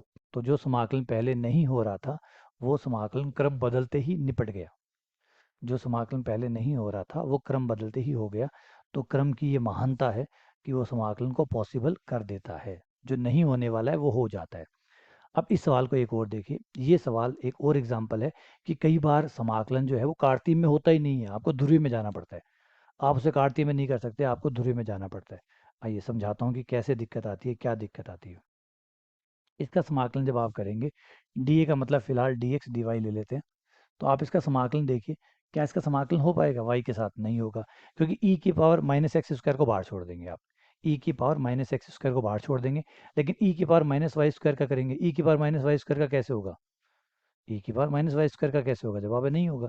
तो इसको आप डायरेक्ट करना चाहें तो आप इसका समाकलन नहीं कर सकते, सीधा करना चाहें तो आप नहीं कर सकते। लेकिन अगर आप इसको ध्रुवीय रूप में बदल लेते हैं, पोलर फॉर्म में चेंज कर लेते हैं, अगर ध्रुवीय की मदद ले लेते हैं तो हो जाएगा। दिखाता हूँ कैसे। पहले अपना एरिया देख लीजिए कि एरिया कौन सा है, क्योंकि ध्रुवीय रूप में बदलेंगे तो एरिया को भी ध्रुवीय रूप में बदलना पड़ेगा। तो आपका एरिया जो है वो कह रहा है कि मूल बिंदु पे इकाई त्रिज्या का वृत्त है। मूल बिंदु पे इकाई त्रिज्या का वृत्त होता है X square plus Y square बराबर एक, इसे कहते हैं मूल बिंदु पे बनने वाला इकाई त्रिज्या का वृत्त। ये बाई डायग्राम ऐसा नजर आएगा, इकाई त्रिज्या का वृत्त, ये है इकाई त्रिज्या का वृत्त। ठीक है, क्लियर है। आ जाओ। अब ध्रुवीय रूप में चेंज करना होता है तो एक्स की जगह आर कोस थीटा रखिए, y की जगह आर साइन थीटा रखिए, X square plus Y square की जगह आर स्क्वायर रखिए, और जो डी एक्स डी वाई है उसकी जगह are D theta D are रखिए। ये चीज़ें आपको रखनी है, इससे आपका समीकरण ध्रुवीय में चेंज हो जाएगा। हाँ, जो मैं दिखाता हूँ क्या होगा। X square plus Y square की जगह आपके पास आ जाएगा आर स्क्वायर, आ गया। तो ये आ गया डबल समाकलन, ये हो गया ई की पावर माइनस आर स्क्वायर, और फिर आपका डी की जगह आ गया R D theta D R. R की लिमिट निकाल लीजिए, आर की लिमिट कैसे निकलेगी आओ वो भी समझा देता हूँ। देखिए, कोई भी लाइन आप खींचेंगे तो वो यहाँ से शुरू होगी और यहाँ पे ख़त्म होगी। यहाँ पे है आर का मान 0, और यहाँ है आर का मान 1, क्योंकि त्रिज्या 1 है ना, त्रिज्या 1 है, तो यानी यहाँ तक आएगा, यहाँ तक आर का मान 1 है, तो आर का मान हुआ 0 से लेकर 1 तक, आर बराबर 0 से लेकर 1 तक। लेकिन कोण कितना हुआ, तो कोण भैया यहाँ से शुरू करेगा, इस लाइन से, इस लाइन से कोण शुरू होगा जो कि 0 डिग्री है, और कोण शुरू होकर पूरा चक्कर काटेगा जो कि 2 पाई है। तो कोण शुरू हुआ 0 से गया 2 पाई तक, तो 0 to 2 पाई। ठीक है, अब कर दो समाकलन बड़े ही आराम से, और बड़े ही हंसते हंसते आपका समाकलन हो जाएगा। आर स्क्वायर को एक बार टी मान लो, तो आसानी से हो जाएगा 2r डी आर बराबर डी टी, और आर डी आर बराबर डी टी बटा 2। आर डी आर की जगह डी टी बटा 2 रख दो, और आर की लिमिट चेंज कर दो, नई लिमिट क्या आ जाएगी, 0 से 1 तक की आ जाएगी, लेकिन टी में आ जाएगी, टी बराबर 0 से लेकर 1 तक, ई की पावर माइनस टी और डी थीटा, और आर डी आर की जगह आ गया डी टी बटा 2, 1/2 बाहर, थीटा 0 से लेकर 2 पाई तक, 1/2 बाहर, ई की पावर माइनस टी का ई की पावर माइनस टी बटा माइनस 1, ई की पावर माइनस टी बटा माइनस 1, टी बराबर 0 से टी बराबर 1 तक। समाकलन एक और बाकी है, करूँगा बिल्कुल करूँगा, लिख के छोड़ रहा हूँ एक बार, जल्द ही आऊँगा इस पे। -1/2 बाहर, ये आ जाएगा e⁻−1, और 0 रखने पर फिर डी थीटा का कर लीजिए, डी थीटा का हो जाएगा थीटा, और थीटा की लिमिट 0 से 2 पाई। तो ये 2 पाई आ गया, 2 से 2 कट गया, ये माइनस का पाई आ गया, और यहाँ माइनस कॉमन ले लूँ तो 1 माइनस प्लस हो जाएगा, e⁻−1 हो जाएगा। तो आंसर आएगा आपका पाई इंटू 1 माइनस e⁻−1। कोई घटाने जोड़ने में गलती रही हो तो बड़ा दिल दिखाते हुए, बड़ा हृदय दिखाते हुए मुझे माफ़ कर दीजिएगा, और खुद से चेक कर लीजिएगा और गलती ठीक कर लीजिएगा अगर हो तो क्षमा प्रार्थी हूँ, गलती को ठीक कर लीजिएगा। ठीक है, छोटी मोटी गलतियाँ बड़े बड़े सवालों में हो जाती है। ये फिलहाल होता है डबल इंटीग्रेशन। अब आगे बढ़ जाते हैं ट्रिपल पे। ट्रिपल कुछ और नहीं है बल्कि वैसा का वैसा ही है, सब कुछ वही है। समाकलन, triple integration, back to back 3 समाकलन करते जाइए। कोई भी फलन आपको दिया गया होगा तो 3 चरों का होगा। इस बार आपका फलन जो होगा 2 चरों का नहीं बल्कि 3 चरों का फलन होगा। 3 चरों के फलन का 3 समाकलन, एक्स वाई जेड, है ना। तो 3 समाकलन आपके होंगे, 1 2 3, और समाकलन किसी आयतन पर होंगे, क्योंकि 3 समाकलन का मतलब हो गया 3 विमाएं, और 3 विमाएं जो है वो आयतन बनाती है। तो किसी न किसी आयतन के ऊपर आपका समाकलन होगा। ज़्यादा कोई कॉम्प्लिकेटेड चीज़ है नहीं, बैक टू बैक आप पहले एक फिर दूसरा फिर तीसरा 3 समाकलन करिए और आपका आंसर आपको मिल जाएगा। ठीक है, इसमें एक समाकलन रहता है, ज़्यादा कुछ होता नहीं है। ठीक है, अगर आपका f जो है, आपका फलन जो है वो 1 के बराबर हो तो इसे इसे हम dv लिखते हैं, इसे हम dv लिखते हैं। तो अगर मैं फलन को 1 ले लूँ तो ये बन जाएगा dv। तो ये आयतन समाकलन बन गया। तो इससे आपको वो जो बंद वक्र है, जो कर्व है, उसका आयतन या वॉल्यूम जो है वो मिल जाएगा।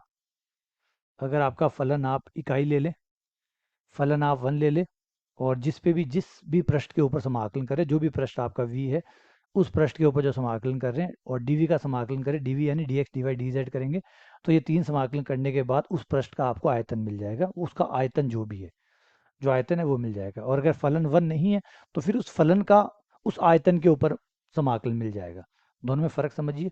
अगर फलन जिंदा है, मरा नहीं है, तो वो जो फलन है उस आयतन के ऊपर फलन का आयतनीय समाकलन निकल जाएगा, कि इस फलन का इस आयतन के ऊपर जो समाकलन किया जाए, जो आयतनीय समाकलन किया जाए, वो इतना आएगा। लेकिन अगर फलन 1 हो जाए तो खुद उस पृष्ठ का ही आयतन ही निकल जाता है। दोनों बातों में फ़र्क है। एक तो है फलन का उस आयतन पर आयतनीय समाकलन निकल गया, एक बार फलन ये था, इस फलन का आयतनीय समाकलन उस आयतन पे ऊपर इतना है। और दूसरा, अगर फलन 1 हो गया तो फिर आपको उस आयतन, उस वस्तु का, वो जो चीज़ है उसका आयतन मिल जाता है। समझे? आज समझाता हूँ। जैसे ये एक पत्थर है, ठीक है। इस पत्थर का, अगर इस पत्थर के ऊपर किसी फलन का समाकलन करते हैं तो हम कहेंगे कि इस फलन का इसके ऊपर आयतनीय समाकलन इतना है। इस फलन का एफ एक्स वाई जेड का आयतनीय समाकलन, ये जो पृष्ठ है, इस पृष्ठ का नाम मैं मान लीजिए डब्ल्यू रख लेता हूँ। तो इस डब्ल्यू आयतन के ऊपर, इसका आयतनीय समाकलन इस फलन का इतना है।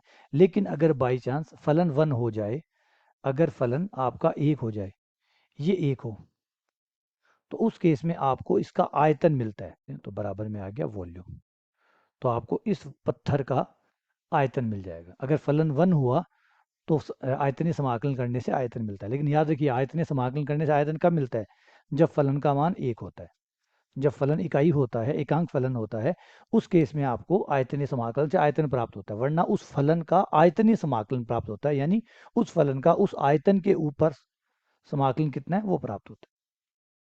ठीक है, ये ट्रिपल इंटीग्रेशन का लेखा जोखा है। आज हम सवाल कर लेते हैं एक। अब इसके अंदर एक डिरिचलेट समाकलन और है, वो देख लीजिए। फॉर्मूला है, बहुत कारगर है, और परीक्षाओं में सवाल भी पूछा जाता है। डिरिचलेट इंटीग्रल, डिरिचलेट गणितज्ञ का नाम है, उनके नाम पे एक इंटीग्रल है जिसको डिरिचलेट इंटीग्रल फॉर्मूला कहते हैं।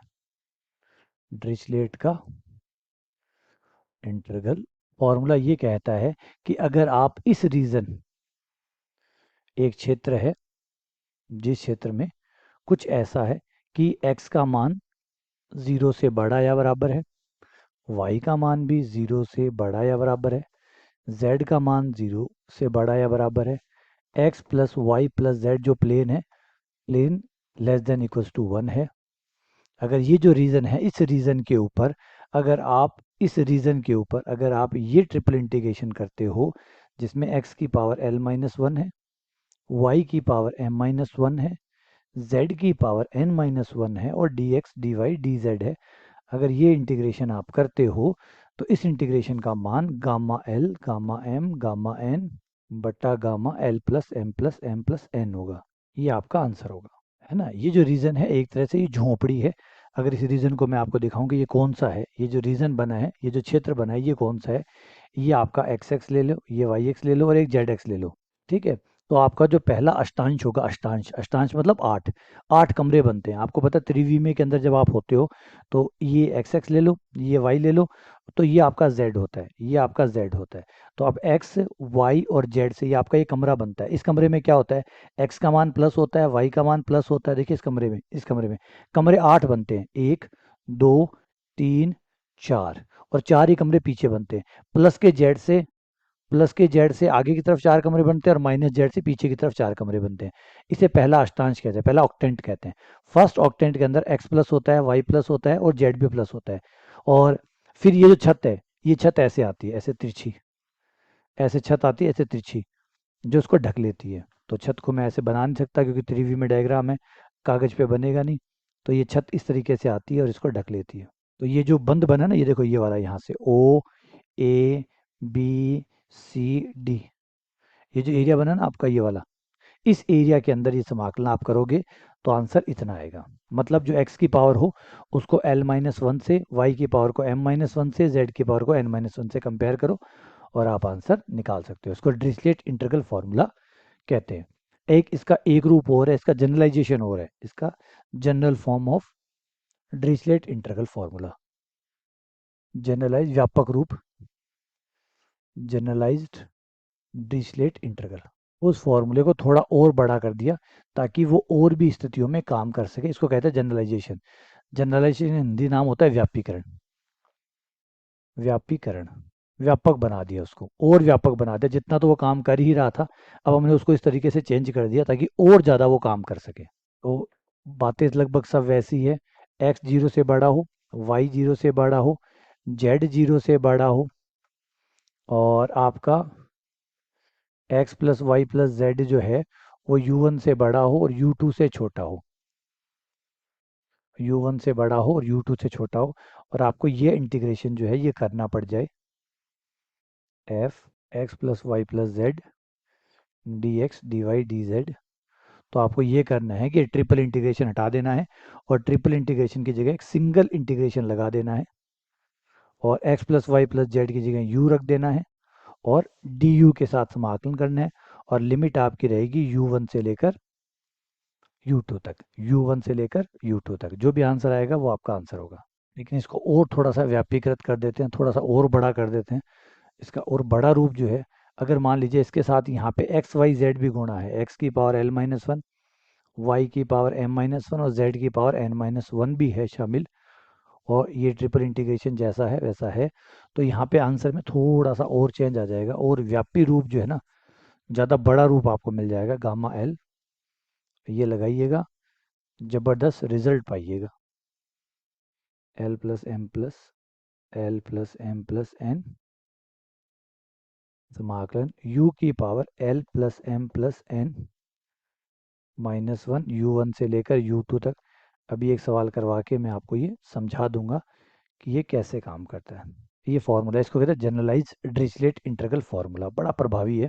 आ जाइए मैं इस पर क्वेश्चन करा देता हूँ आपको, ताकि ये सारी राम कहानी जो है वो आपको समझ में आ जाए कि कहना क्या चाहता हूँ, एक्चुअल में आप कहना क्या चाहते हो। एग्जाम्पल है कि यदि क्षेत्र R जो कि इस प्रकार से परिभाषित है, R का प्रत्येक बिंदु एक्स वाई जेड इन नियमों की पालना करता है, एक्स जीरो से बड़ा, वाई जीरो से बड़ा, जेड जीरो से बड़ा और X plus Y plus Z एक से छोटा, इस क्षेत्र के ऊपर।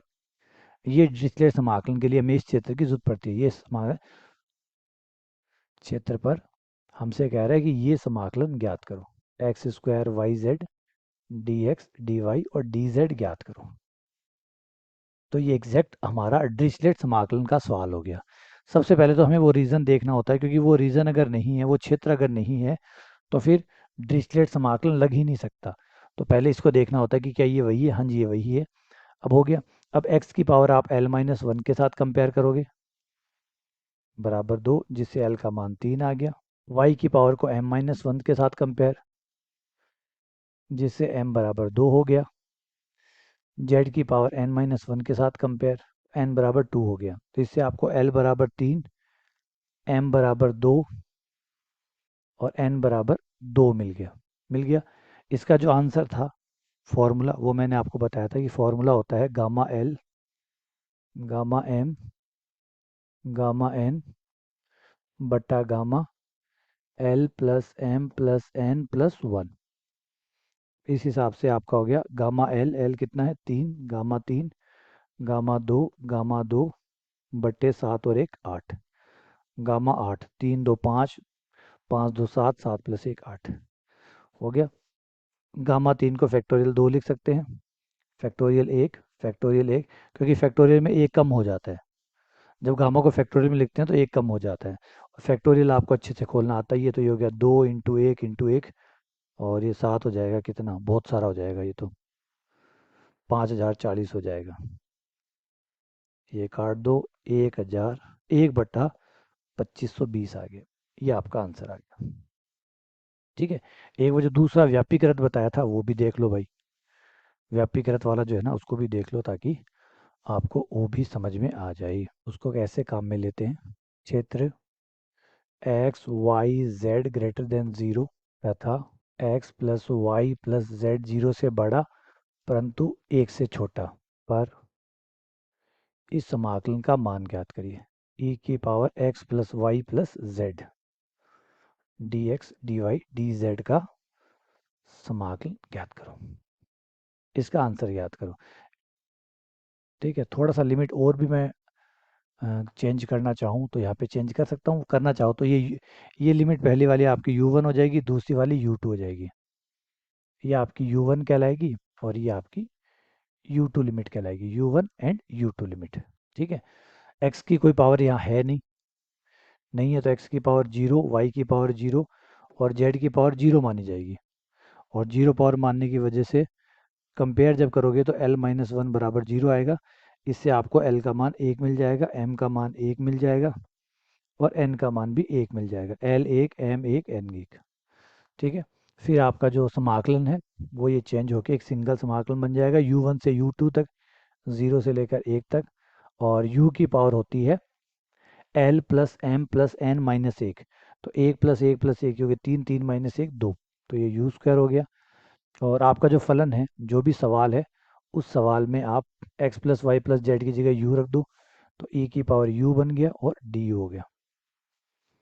जो आपका फलन है उसमें x plus Y plus Z की जगह u आ जाएगा, है ना। जहाँ भी जो भी आपका समाकलन, जिसका समाकलन कर रहे हो, उसमें E X plus Y plus Z की जगह u रख दो।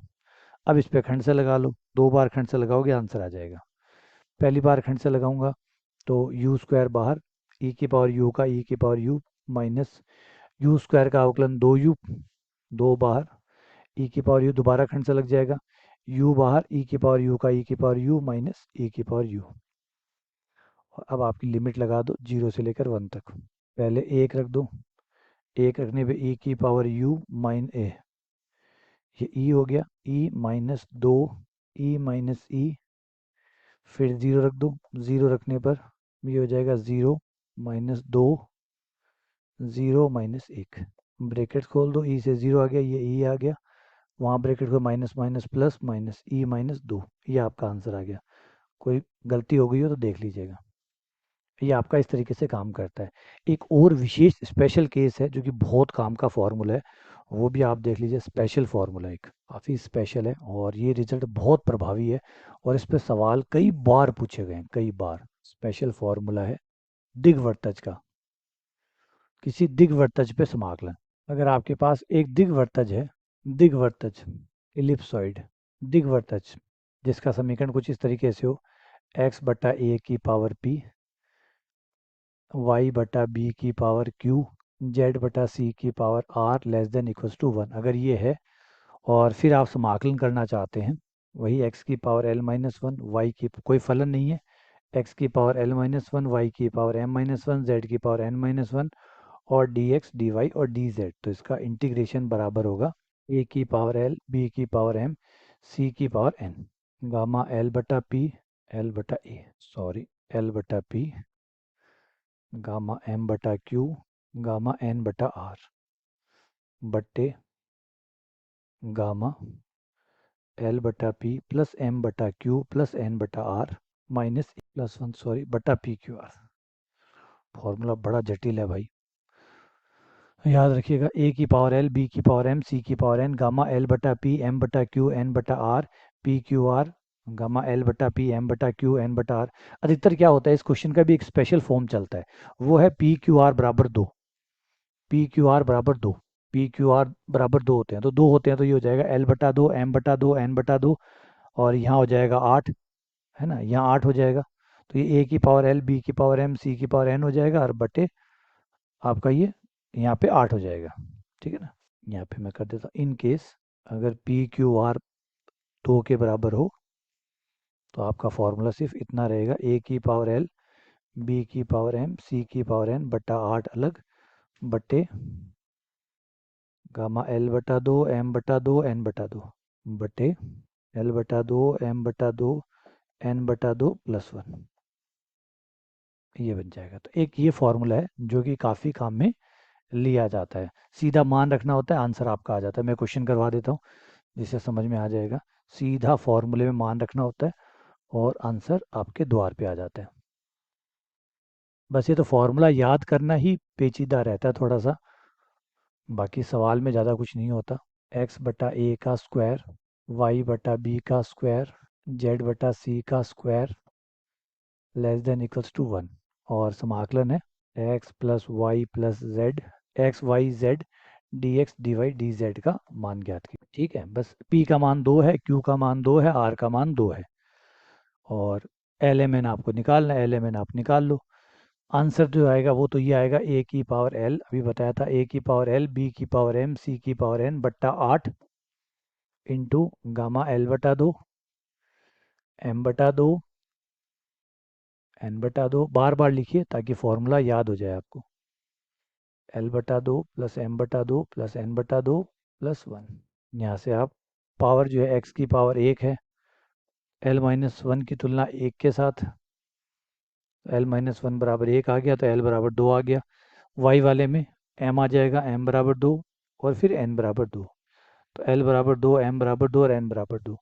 ये यहाँ पे रखने पर आ जाएगा आपके पास ए की पावर दो, बी की पावर दो, सी की पावर दो बट्टा आठ, एल का मान दो रखते ही आ गया गामा एक, गामा एक, गामा एक बट्टा आ जाएगा तीन बटा दो, पाँच बटा दो, गामा पाँच बटा दो, गामा पाँच बटा दो, पाँच बटा दो को सॉल्व कर लो, ए स्क्वायर बी स्क्वायर सी स्क्वायर बटा आठ, इंटू एक बटा तीन बटा दो, एक बटा दो रूट पाई, ये सॉल्व कर लो, ये आपका आंसर आ गया। थोड़ी सी वो बड़ी सी गलती कर दी, क्योंकि नीचे आपका एल का मान दो है, दो से दो कट गया, एक एक एक करके चार आ गया, और गामा चार फैक्टोरियल तीन के बराबर होता है, और फैक्टोरियल तीन छः के बराबर होता है। तो ए स्क्वायर बी स्क्वायर सी स्क्वायर बट्टा आठ छंग अड़तालीस, ये आपका आंसर आ गया। तो इसी के साथ ये आपका जो है वो ट्रिपल इंटीग्रेशन है, तीन बार इंटीग्रेशन करते हैं, तो मेन चीज़ वही रहती है, बस थोड़ा सा फॉर्मूला है, बाकी ये याद रखिए डिरिचलेट फार्मूला, ये तो ये वाला जो मैंने आपको बताया यही महत्वपूर्ण है, यही ज़्यादातर चलता है मार्केट में, और कभी ये यदा कदा, और कभी सरल बनाना हो तो इसका यूज़ कर लेता है, और बहुत ही सरल बनाना हो तो इस टाइप का एक सरल सा समाकलन जो है वो आपसे पूछ लेता है कि भैया कर दो, बात खत्म, है ना, कोई सिंपल सा समाकलन डाल के आपसे सॉल्व करवा लेगा, यही आता है इसके अंदर, ज़्यादा आता नहीं है, और बाकी अगर कुछ बनाना हो तो डिरिचलेट के ऊपर ही सवाल बनते हैं। ठीक है, चलिए उम्मीद करता हूँ कि अब आपको डबल और ट्रिपल जो है वो समझ में आ गए होंगे। तो दो सवाल और हैं, उनको और कर लेते हैं ताकि कंप्लीट हो जाए। ये सवाल आपका हो गया X square D X D Y G Z, और ये देखो ये वही वाला आ गया आपका दिग्वर्त, आ गया दिग्वर्तज है, ये दिग्वर्त नहीं है, संपूर्ण दिग्वर्तज है, जिसके ऊपर आपको X square plus Y square plus Z square है, इस पे इसका मान ज्ञात करना है। तो आप x की जो पावर है उसको l-1 से कंपेयर करिए, तो l-1 बराबर 2 आ गया, जिससे l का मान 3 आ गया। फिर y की कोई पावर नहीं है, y की पावर 0 है, तो m-1 बराबर 1 आ गया। फिर z की पावर 0 है तो n बराबर 1 आ गया। तो ये एक्स वाई जेड का आपका एल एम एन का मान आ गया। अब एल एम एन का मान निकालने के बाद अपना फॉर्मूला लगा दीजिए। फॉर्मूला आपका कहता है ए की पावर एल, बी की पावर एम, सी की पावर एन, और gamma L by two, M by two, N by two बटा 8, एल बटा 2 प्लस एम बटा 2 प्लस एन बटा 2, एन बटा 2 प्लस 1, ए की पावर 3, बी एल बटा 2, एल का मान 3, 3 बटा 2, 1 बटा 2 और 1 बटा 2 बटे 8, तो ये हो ही गया बटे ये हो जाएगा हमारा, थोड़ा सॉल्व भी कर लेते हैं। 3/2, एक ये हो जाए 3 और 1 4 और 1 5, 5/2, 5 हो तो 7/2, 7/2 दोबारा चेक कर लो। 3/2, 1/2, 1/2 तो लघुत्तम लेते 5/2 प्लस 1 7/2, तो सॉल्व कर लो। ए क्यूब बी सी बटा 8 तो आपका बाहर है ही है। गामा 3/2 होता है 1/2 रूट पाई, और फिर ये वापस से रूट पाई, वापस से रूट पाई, और नीचे 7/2 है तो 5/2, 3/2, 1/2 और रूट पाई, और रूट पाई से रूट पाई कैंसिल हो गया। 1/2 से 1/2 हो गया। पाई ए क्यूब बी सी बटा, नीचे वालों का हिसाब कर लो, 2 दूनी 4, ये 2 आ गया, 5 3 15, 15 दूनी 30, ये 30 आ गया। तो पाई ए क्यूब बी सी बटा 30, ये आपका आंसर आ गया। तो फाइनली नेक्स्ट क्वेश्चन पे आ जाते हैं, जो कि कहता है X Y Z less than 1 है, लेस देन इक्वल्स टू 1 है, और ये मान निकालिए आप, एक्स वाई जेड के सभी मान धनात्मक है, और एक्स वाई जेड धनात्मक है तो उनका जोड़ भी धनात्मक होगा। इसका मतलब आपका X plus Y plus Z जो है वो 1 से छोटा है और 0 से बड़ा है, क्योंकि जब एक्स वाई जेड सब 0 से बड़े हैं तो उनका जोड़ भी 0 से बड़ा आएगा, तो ये 0 से लेकर 1 तक हो जाएगा। तो इनमें क्या होता है आपका कि एक्स वाई जेड कुछ है नहीं, एक्स वाई जेड नहीं है, इसका मतलब l-1 0 है, तो l बराबर 1 आ गया। इसी प्रकार m भी 1 आ जाएगा और n भी 1 आ जाएगा। और हमारा फॉर्मूला कहता है कि u1 से लेकर u2 तक, u1 से लेकर u2 तक u की power l plus m plus n minus 1 करिए, और फिर आपका जो फलन है उसमें x plus Y plus Z की जगह u रखिए और du करिए। तो u1 आपका हो गया 0, 0 से लेकर 1 तक, यू एल एम एन एक एक है तो 3, 3 माइनस 1 2 आ गया, ये यू स्क्वायर आ गया। आपका फलन जो है वो ये है, तो ये log u हो गया, तो ये log u आ गया, और फिर डी यू आ गया। खंड से लगा दे, खंड से लगा के समाकलन कर लो। खंड से में ये अवकलन में जाएगा, इसको तो हम अवकलन में रखेंगे और इसको समाकलन में रखेंगे, तो log u बाहर, u की पावर 3/3, कुछ क्वेश्चन में गड़बड़ी लग रही है, यू स्क्वायर बाहर आ जाएगा, यू स्क्वायर का समाकलन होगा log u का 1/u, ये होगा यू क्यू बटा 3, जिससे कट जाएगा, यू स्क्वायर बटा 3 आ जाएगा, फिर u की पावर 3/3 आ जाएगा, जो कि 9 हो जाएगा। और यहाँ जब आप लिमिट रखोगे तो दिक्कत आएगी, क्योंकि एक रखने पे तो कोई दिक्कत नहीं है, ज़ीरो रखने पर दिक्कत आएगी, क्योंकि जब आप ज़ीरो रखोगे, चलो मान लेते हैं कि ज़ीरो रखने पर ज़ीरो आ जाएगा, उससे निपटा लेते हैं इसको। तो जैसे एक रखा, एक रखने पर log 1 का मान 0 होता है, तो वो 0 हो गया, और ये हो गया 1/9, माइनस 0 रखने पर log 0 का मान अनंत होता है, 0 की पावर 3 0 हो जाएगा, तो मान लेते हैं 0 हो गया ये, क्योंकि आंसर दिखा रहा है इसलिए 0 रखेंगे तो ये 0 हो जाएगा। तो आंसर आ गया -1/9।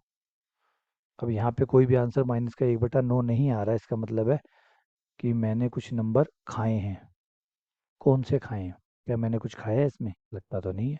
अच्छा, इसके बाहर वाला मैं खा गया, बाहर वाला जो था ना वो मैं खा गया। अच्छा, ये खा गया गामा एल गामा एम, मैंने कहा था नहीं, मैं ज़्यादातर फॉर्मूले ही दिक्कत देते हैं, आप फॉर्मूले भूल ही जाते हैं। ये खा गया मैं। तो एल एम एन का मान कितना है? एल का मान 1 1 1, ये हो गया गामा 1 गामा 1 गामा 1, और नीचे आ गया गामा 3, ये गामा 3 जो है वो फैक्टोरियल 2 हो गया, और फैक्टोरियल 2 1/2 हो गया, तो इस वजह से दुआ जो है ये खाया, 1/2 खाया गया, और इस वजह से आंसर बदल गया। तो ये हो जाएगा -1/18। तो सवाल बेचारा एकदम सही था, हमें ही बिना मतलब में इस पे शंका हुई कि कुछ गड़बड़ है। कुछ भी गड़बड़ नहीं है, सब कुछ सही है। तो ये लीजिए, इसी के साथ फाइनली हमारा डबल और ट्रिपल इंटीग्रेशन पूरा हो गया। लेक्चर लंबा हो गया होगा क्योंकि बहुत कुछ था इसमें बताने के लिए, बहुत कुछ समझाने के लिए था और बहुत सारे क्वेश्चंस भी करने के लिए थे। लेकिन फिलहाल लगता है कि अब यहाँ तक जो है एक बार के लिए टॉपिक पूरा हो गया। बाकी आगे थ्योरी दोबारा आप पढ़ेंगे क्योंकि दोबारा प्रैक्टिस करवाई गई है, दोबारा थ्योरी पढ़ाई गई है। तो आगे फिर से आप थ्योरी पढ़ेंगे, फिर से प्रैक्टिस करेंगे, क्योंकि मैं हमेशा ऐसे ही करता हूँ, बार बार थ्योरी पढ़ाता हूँ, बार बार प्रैक्टिस करवाता हूँ, ताकि थ्योरी प्रैक्टिस दोनों बार बार कई बार चलते रहे। क्योंकि कभी भी ऐसा नहीं हो सकता कि एक बार में पूरी थ्योरी पढ़ें और एक बार में समझ में आ जाए। पहले एक बार पढ़ते हैं, फिर दोबारा पढ़ते हैं, फिर दोबारा पढ़ते हैं, तो धीरे धीरे चीज़ें समझ में आने लगती है, धीरे धीरे वो क्लियर होने लगती है। जब पहली बार पढ़ते हैं तो पता चलता है कि इतना समझ में आ गया, इतना नहीं आया। दूसरी बार जाते हैं तो जो नहीं समझ में आया उसमें से थोड़ा और समझ में आ जाता है। तीसरी बार जाते हैं तो थोड़ा और समझ में आ जाता है। इस तरीके से हर बार आपकी समझ और अच्छी होती है टॉपिक के ऊपर। और एक बार में कभी भी नहीं हो सकता, एक बार में कभी नहीं हो सकता। जैसे दीवारों पे कलर करवाते हैं, पहले एक हाथ मारते हैं, एक बार ब्रश मारते हैं, फिर दोबारा उसे सुखाते हैं, फिर दोबारा मारते हैं, फिर सुखाते हैं, फिर दोबारा मारते हैं। क्या एक बार में हो सकता है? जवाब है नहीं।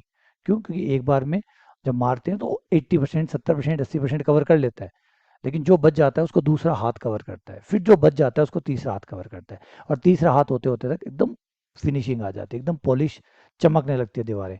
तो सेम वैसे ही गणित के साथ भी होता है, आपको कई बार हाथ मारने पड़ते हैं, कई बार थ्योरी को रिकॉल करना पड़ता है। ठीक है ना? तो ये फर्स्ट राउंड था थ्योरी का। सेकेंड राउंड में आपको और ज़्यादा अच्छे से समझ में आएगा और ज़्यादा नई बातें समझ में आएगी। ठीक है? चलिए, बहुत बहुत धन्यवाद, शुक्रिया।